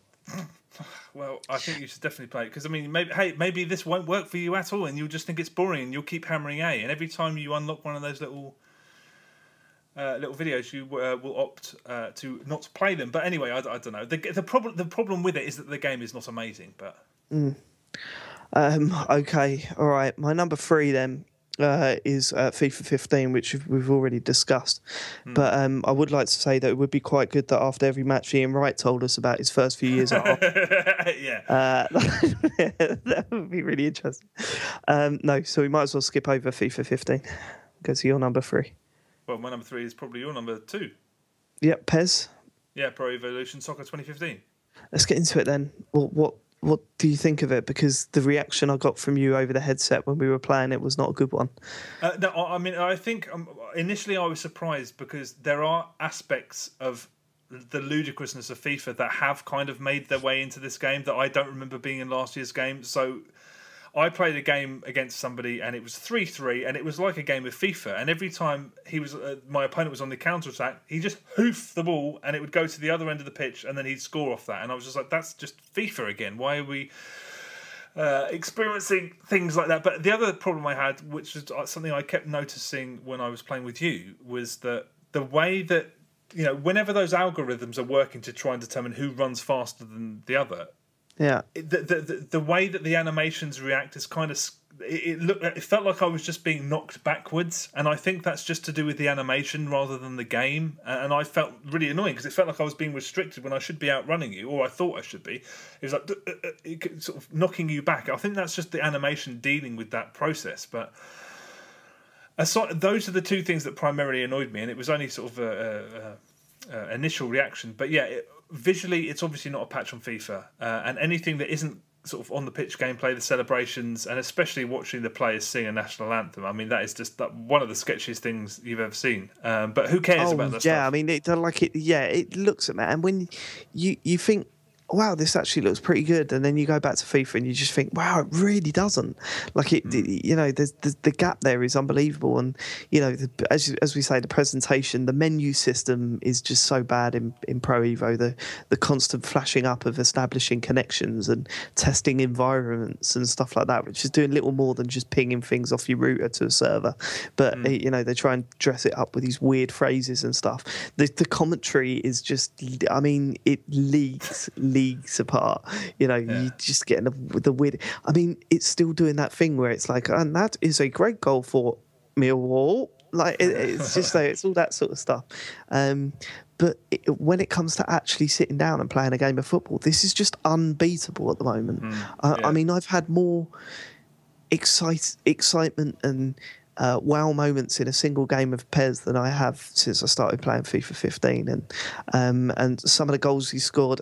John talks about it perfectly when he talks about PES, and I think, you know, he's always enjoyed the series, and so have I. But I've never felt that I've enjoyed it anywhere near as much as FIFA. This year, it's just night and day for me. He talks about, you know, remembering goals and working goals in a way that they become memorable, and he talks about player movement and even off the ball players, like seeing them react to the ball going in and stuff like that. In FIFA, they do it with these weird facial animations that usually screw up and just make them look like clowns as the ball's going in the back of the net. But here it's like it's not about their facial animations. It's about their the way they're carrying themselves and the way they're sliding in, to try and get that last ditch tackle just as the player's shooting, and the way the goalkeeper is sort of just trying everything he can to stretch himself to get to the ball. It feels so real, and the way the ball moves. I said this because I reviewed this for Spong, right? And I said, trying to explain a game like Pro Evo 2015 to someone that's not into football is such a hard thing to do, because it's not about how it looks. It's not about how the animation's not about the slickness or anything like that. It's about the feeling of football, sitting down and watching a football match. Like, I've watched countless football matches, and the thing that I love about the sport is that anything can happen at any time. You genuinely feel that if you're 2-0 down with 10 minutes to go, you could sneak a couple of goals in here. And when the team that are 2-0 down are attacking, you're constantly thinking, holy shit, they're bringing the game to us now. So you try and grind out your defence. You try and position your defence to really sort of show a bit of grit and make sure that they see out the period of pressure. This is all in that game. With FIFA, it's back and forth, back and forth.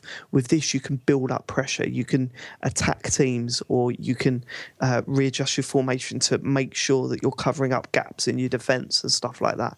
It just feels like it feels like you're playing a game of football as opposed to playing a video game. You're not trying to work out things. You're actually trying to react as you would expect a football team to react in that scenario that you're in. I cannot tell you how hard that is to do in a fucking video game form, because it's been tried year in, year out since God knows when.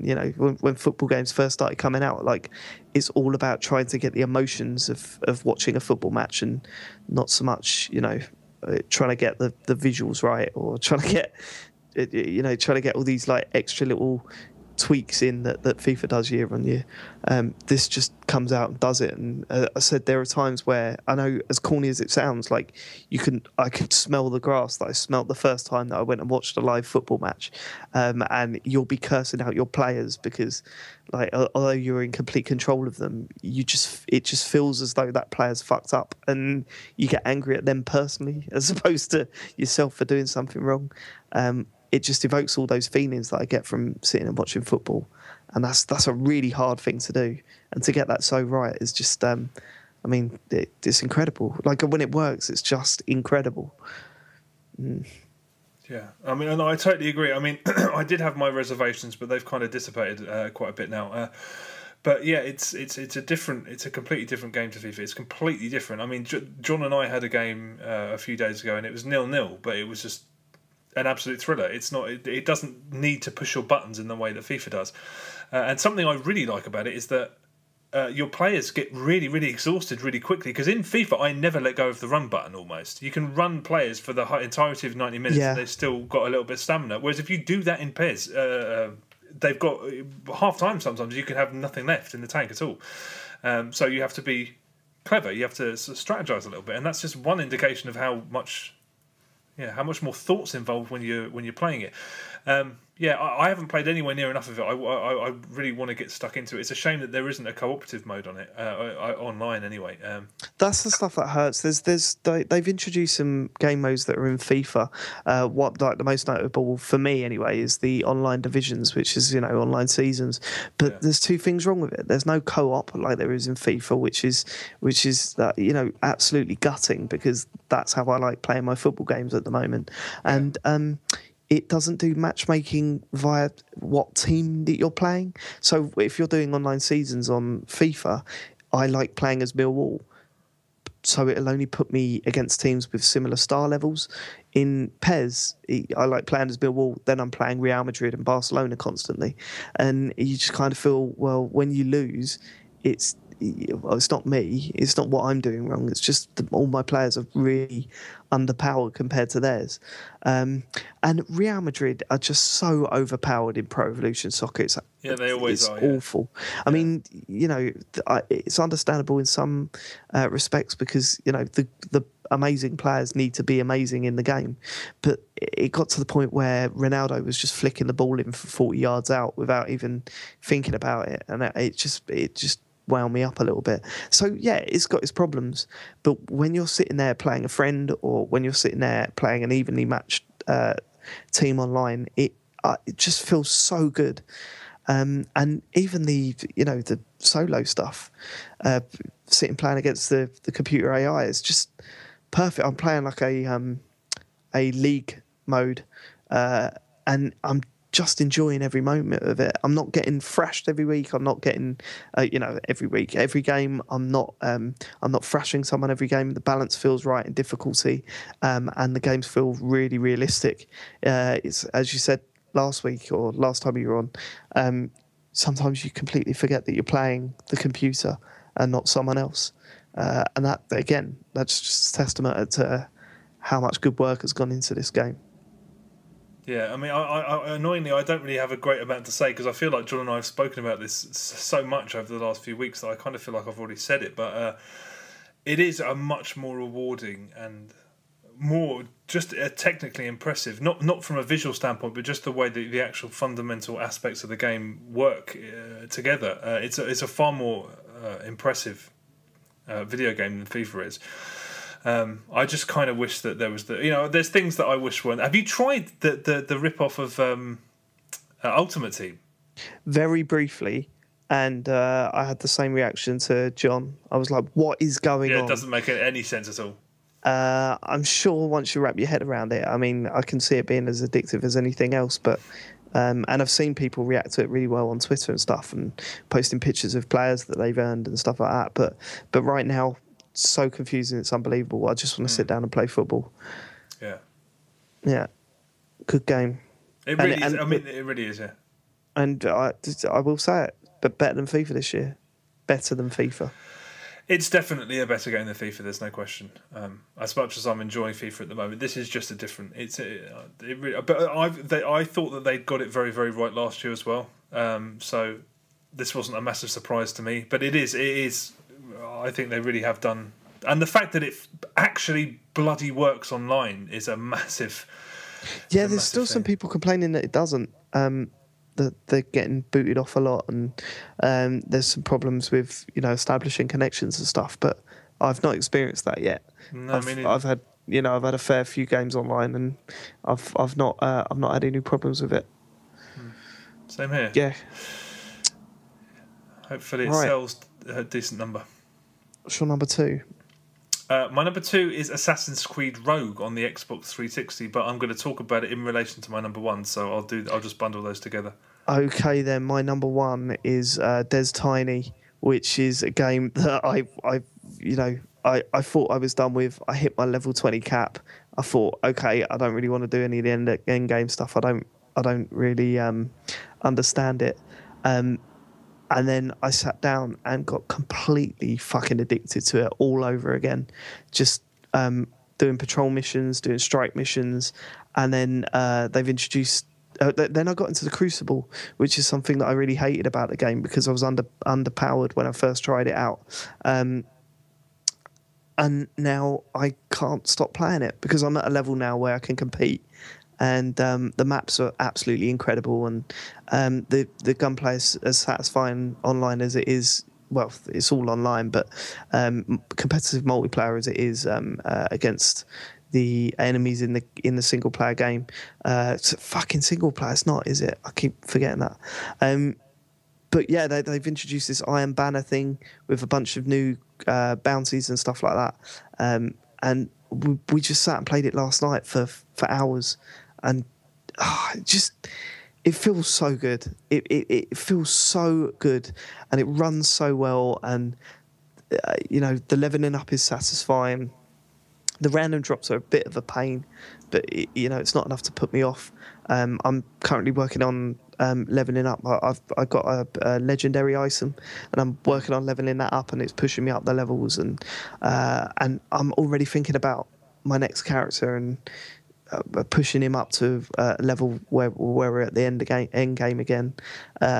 It's just, yeah, I thought I was done with it, and now all I'm thinking is that, well, I'm definitely going to buy the season pass next month and get all the DLC and just really invest some time into it once I get through Far Cry 4.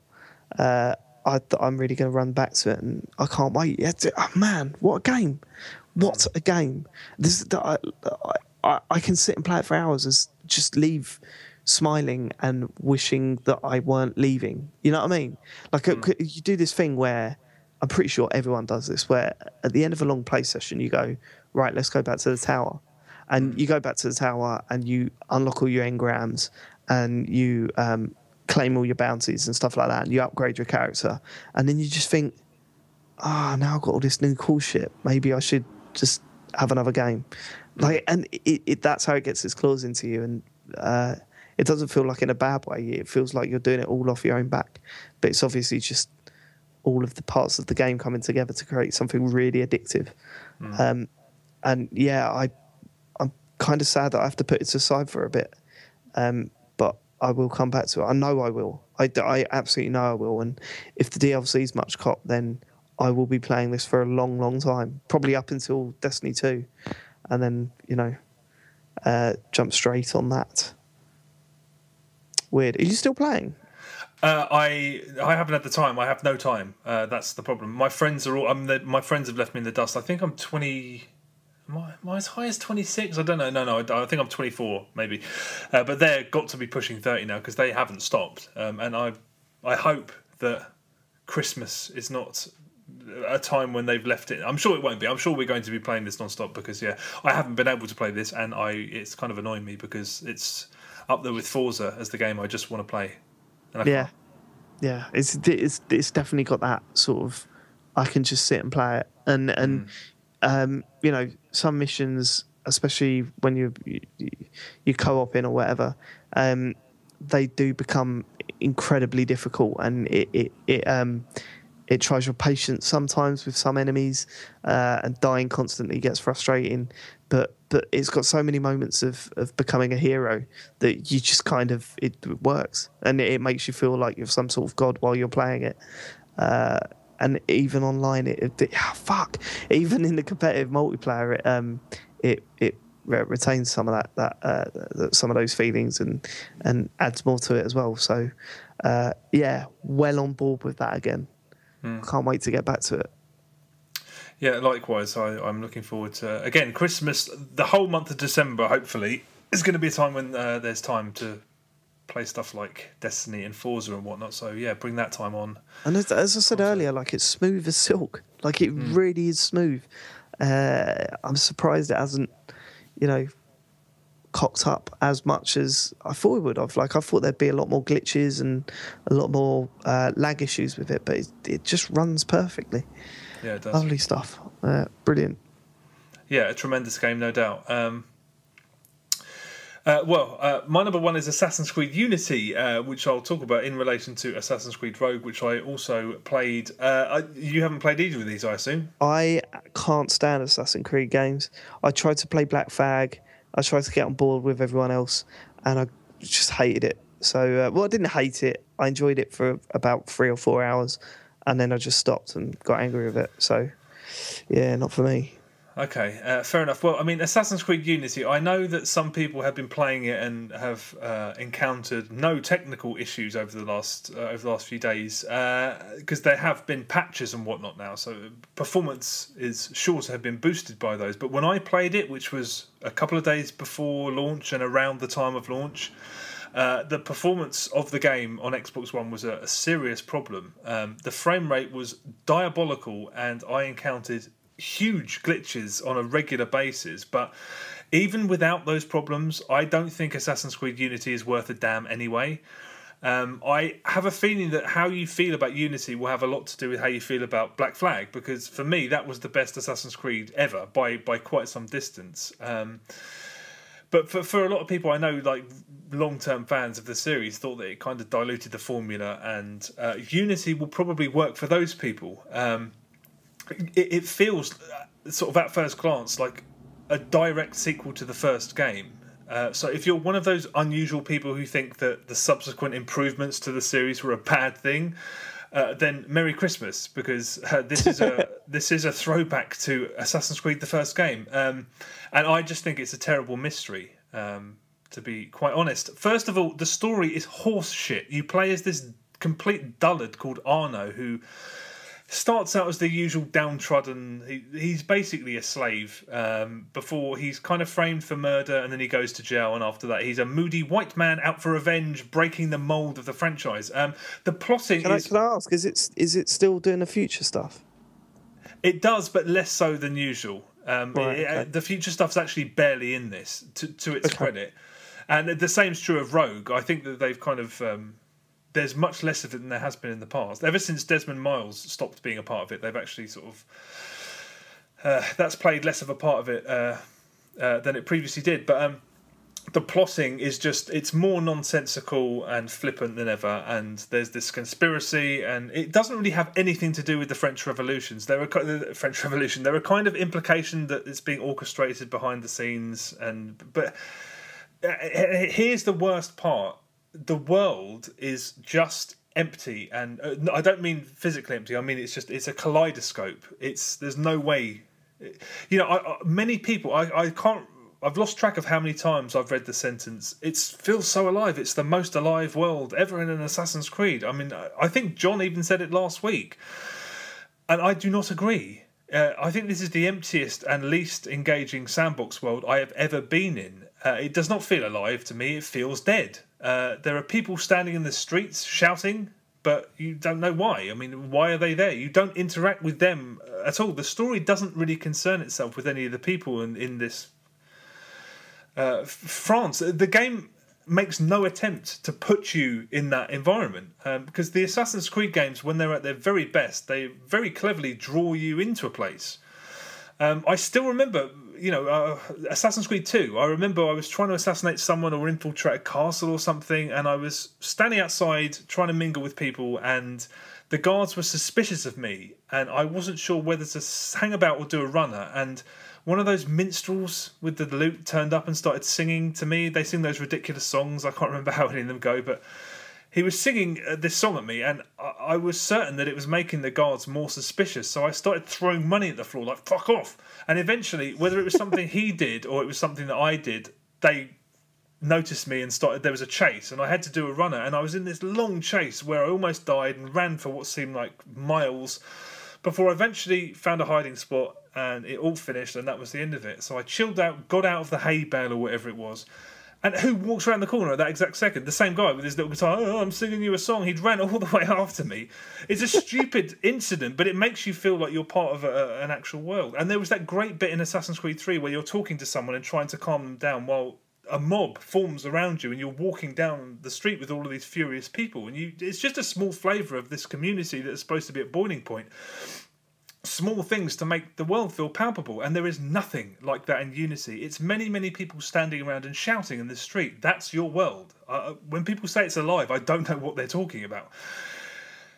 The game is really good looking at times, but the glitches were so consistent and so severe on my playthrough that I never even thought of it as a good looking game. It was only afterwards, when I was reviewing footage I'd captured to make some screenshots, that I really sat back and thought, wow, this is a hell of a good looking game. But yeah, the story is a dud, and the futuristic bits, the framing device, it's barely here, but it seems to have been forgotten about during the production, because it's only really used to throw you in some big action scenes, because there's supposed to be a glitch in the animus and you're throwing around time. It's just... But at the end of the game, as the final sort of motions are playing out of the story, I thought, what's happened? What's going on? Like, what's supposed to have happened in the future? And literally as the credits are rolling, I was just thinking, what's happening? And then, what's her name? Rebecca. Her voice comes on the soundtrack. She's like, oh yeah, good job. It's all done. See you again. Bye. I was like, oh, right, wicked, that's that. It's almost as if it was forgotten about. And they got the actress in to record a last-minute sort of wrap-up over the end credits. But regardless of all of that stuff, the gameplay is just so tedious. There are no eavesdrop missions anymore, which most people will be thrilled about, but the big set-piece missions are really lame and really repetitive, as they were in the first game. They just give you a massive space, one target, and you have to get in, get the kill, and get out. And there are some lame modifiers here and there, like, for example, you can go and bribe a woman, like a cleaning lady, and she'll open a window for you. But it's just a mess, because if you're really careful, those missions can take an hour, maybe longer. But the autosave system, sometimes it saves every few seconds, and sometimes it doesn't save. So you can lose an hour, and then boom, you're teleported back to the building across the street, and you have to do it all again. And the AI is just maniacal. If you get discovered, it basically enters a fail state. It feels like what they've tried to do is avoid the most annoying thing in a stealth game, which is a sudden massive message coming up on the screen saying, you failed, sorry, go back. But that does basically happen, because if you suddenly have 18 foot soldiers pursuing you, you can't get away. I used all the tricks I had, and even when I was in a wide open space outside, or I was running around a labyrinth of corridors, 99% of the time you can't get away. They run almost as fast as you, and they're in such vast numbers. So the solution I found in every instance was run in, get chased from the get-go, find the target, stab them, run out again, and get chased the whole way, and eventually you outrun them. That was the most effective way of doing it. It's boring, it's stupid, it's not stealth. So, yeah, the campaign feels like it was something that was farmed out to, like, the C Squad, and yeah, the multiplayer, the cooperative missions, which are supposed to be the big point of this, apparently, is every bit as tedious as the single-player stuff.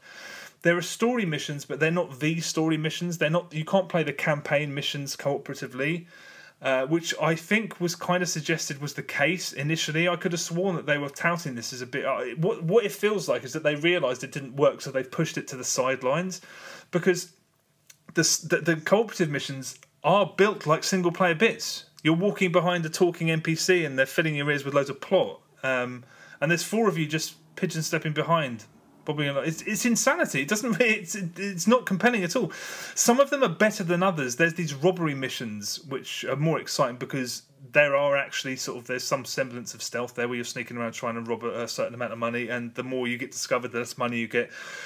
But most of them are like missions in the main game, where everyone just turns into a nutter and just goes around killing everybody. You run around, kill, revive, succeed, the end. That's it. So, yeah. The weird thing is that the co-op missions are not half as good as the Wolf Pack missions were in Assassin's Creed 3 and 4, which Ubisoft never shouted about, despite it being... Those missions were brilliant, and they demanded real teamwork. They were simpler than these, but they were immeasurably better. And the fact that this is what's replaced them is just rubbish, but... So yeah, I thought Unity was a washout. I didn't enjoy it at all, even without the problems that I encountered. I just don't think it's very interesting. It feels like a bizarre backward step in many ways. On the other hand, Assassin's Creed Rogue on Xbox 360 is, for me, much better, just because it's essentially Black Flag 2. It was almost certainly planned as DLC for Black Flag. Because it's not, it reuses assets from 3 and 4, and it's not substantial. So I think it was going to be a sort of, what did they call those, Rockstar? What do they call those Grand Theft Auto packs that they released? You know, the excellent. Well, it's just DLC. It's Liberty City Stories, isn't it? That's right. Yeah, exactly. There's something on a par with that. That's what this feels like. But nevertheless, I enjoyed it so much more than Unity. The hero is this angry Irishman. The Assassin's Creed series it has not got a great reputation for accents, and this has some of the worst yet. But he's a guy called Cormac something, Shay Patrick Cormac, and he defects from the Assassins to the Templars, which is not something that's explored in any great detail. And again, he's an angry white man out for revenge, breaking the series mold again, and it's just Black Flag again, but you're given some cool new weapons, like this grenade launcher thing that lets you hurl berserk grenades and sleep grenades, and you can now drop oil from the rear of your ship, which is very handy. And there are returning characters like Benjamin Franklin and Haytham Kenway, who's still one of the most interesting characters that's ever been in the series. And the way that the stories actually intersect, the way that Unity ties in with Rogue is actually really neat. I think that was actually the way that I think playing them together is definitely a way to enjoy them to the fullest. This feels like the AAA release of the two in terms of the way it actually gives you new things, and it seems to have a slightly more focused story, even though it's clearly been done on the cheap with the rehashed environments, etc. The campaign is about 8 to 10 hours long, but the penultimate mission is unbelievably difficult, and it advises you before you enter it, so hey, maybe you should go and grind a little bit and sort of build your ship up. And it's not kidding, because I tried that a multitude of times, and I just kept screwing up because it's really hard. And I don't know, there's something mildly offensive about that. I want to finish the game, but they're like, go and spend 2 hours dossing around on the sea for a little bit longer, which I don't know. I mean, the thing is, if you want to bypass that, there is a way to do it. How do you suspect that is? Money, money, money. Exactly. That's the only point in Rogue where I thought, oh, for goodness sake, they've made it so hard that you have to either go and grind, or hey, you could chuck us a bit of money and buy one of these booster packs or fast track packs or whatever they're called. Yeah. Which is that's not great, obviously. The big action scenes in Rogue hold up very well in comparison to the ones in Unity. Just those bits where you're running, everything's exploding and you jump occasionally. Those things that are in all of these games. They're in all action games, but the ones in this are much better than the ones in Unity. And there are some enemies in this called gang stalkers, and they've taken aspects from multiplayer, which is not here, and they've made it work within the context of single player, and it's great. They hide and wait for you, and if you detect them, you use the same techniques. You use that radial dial menu. I don't know if you played the multiplayer much. No, as I said, I've not really touched Assassin's Creed. Okay, well, yeah, you use it's a very clever system where you hear whispering on the soundtrack, and you bring up this radial dial menu. It'll point you in the right direction. Then you bring up the it's fun to walk around snuffing out these people that are hiding, but it's really superb when you're in a fight anyway and you end up hearing one of them nearby, so you have to find them before they attack you whilst also being in a fight. It's just it feels like a clever actually experimenting with making it work in the game. It's good. This is still the superhero game. The moves are ridiculous. Everyone knows kung fu. So yeah, I mean, it's very much the sequel to Black Flag. Unity is very stripped down. The combat's a lot more simplified. You're not playing a Superman, but I'd rather play this. I think it's just more fun. So yeah, and I think I forgot to mention about Unity. In every Assassin's Creed game, there's those loot chests, but there's loads of colour-coded ones in Assassin's Creed Unity. Some of them are red, some of them are blue. Some of them demand that you play a companion app. A really, really dull companion app game in order to unlock. I mean, it's unbelievably boring. I don't know. There's no adverts in it. I don't really understand what Ubisoft get out of this by asking you to go and waste time playing on a companion app. That's annoying. And then there's a different coloured loot chests that demand that you go and play a browser game, a completely different browser game, in order to. It's like, why? I don't know what Ubisoft. I don't know how they benefit from trying to. That's. Well, I get the app stuff because when DLC and stuff's out, it will send a notification to your phone. I mean, that's priceless. It's something that you carry around, and your phone will buzz and tell you that it's just advertising. But yeah, the browser app. That's just the browser game. That's just weird. Yeah, and both of the games are just really boring. It doesn't. I mean, I suppose that's a good point about the app being a sort of a way of letting you know that DLC is available, but I just thought, why would I? What do you get out of me going and wasting hours playing a browser game? Doesn't make any sense. Just for locking off parts, it's very strange. But anyway, that's it. I enjoyed Rogue because it's more modest and yet it provides more entertainment. It just seems to be striving to give you something for your money. Whereas Unity, I just don't even know what it is. I didn't enjoy it at all, and I just thought it was rubbish. I said to you in a week, like, sometimes I get really envious of people that write about games because they get paid to write about the medium that I absolutely love. And then I remember that a lot of people had to play 2 Assassin's Creed games, one after the other. And I just think, actually, maybe that's something I don't want to do. Yeah, well, that was the first time I get on a Friday afternoon when I go for drinks with my friends. They're all in manual labour. They're like tree surgeons and they work on building sites and stuff. All I get is grief every Friday, but I actually got a little bit of pity when I told them that I had to play 2 Assassin's Creed games to completion, one after the other, because that was It wasn't a hard week in the grand scheme of things, but yeah, I'd rather have been doing other stuff. Yeah. I think we all would rather do other stuff than play one of those. Like, even if you're a fan, can you imagine playing both games one after the other? I'd consider myself a fan, but yeah, this is the more I look at it, the more I think that Black Flag was. I don't think I see too much stuff written about how that's the low point of the series for many of the really hardcore fans. So I don't know, but Rogue, if you want some more of that, Rogue's decent. I'm not 100% sure. There's a lot of content there, but a lot of it's side content. The campaign's 8 hours. I don't know whether it's worth £40, but there you go. Go play Black Flag if you haven't. That's better than both. Go play that. All right then. Yeah. That's it. It's a very long one, but thank you very much for listening for this long. If you've made it this far. Yeah, go and check out our Facebook. Well, no, don't bother with the Facebook. Go check out and like and subscribe our YouTube channel.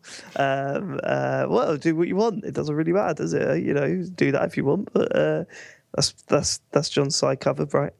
Yeah. Do you have anything to plug? No, you can follow me on Twitter if you want at David Turners. But it's just me talking about life as a parent now, so you might want to give it a swerve. Okay. All right. Well, we're having there's a new Joypod coming, isn't that right? Yeah. It's already in the can, and in fact, it should be out the end of the week. It won't be. It's not happening. Okay. All right. I thought I'd just check. But yeah, thanks very much for listening to all of this. The usual stuff that Dave just said, and we'll be back next week. And that's it. Thank you very much for listening. See you later. I love you. Goodbye.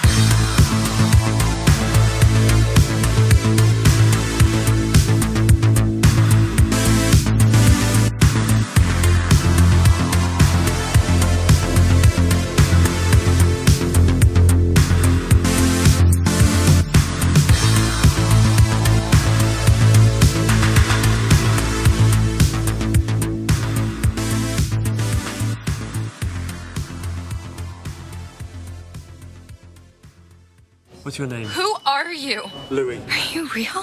What are you doing here? Stop it! You're too impatient. That's enough. So are you a fan of female bodybuilders? Give it to me. To me, that's too much. I don't mean to offend. Why did you come here? See you later.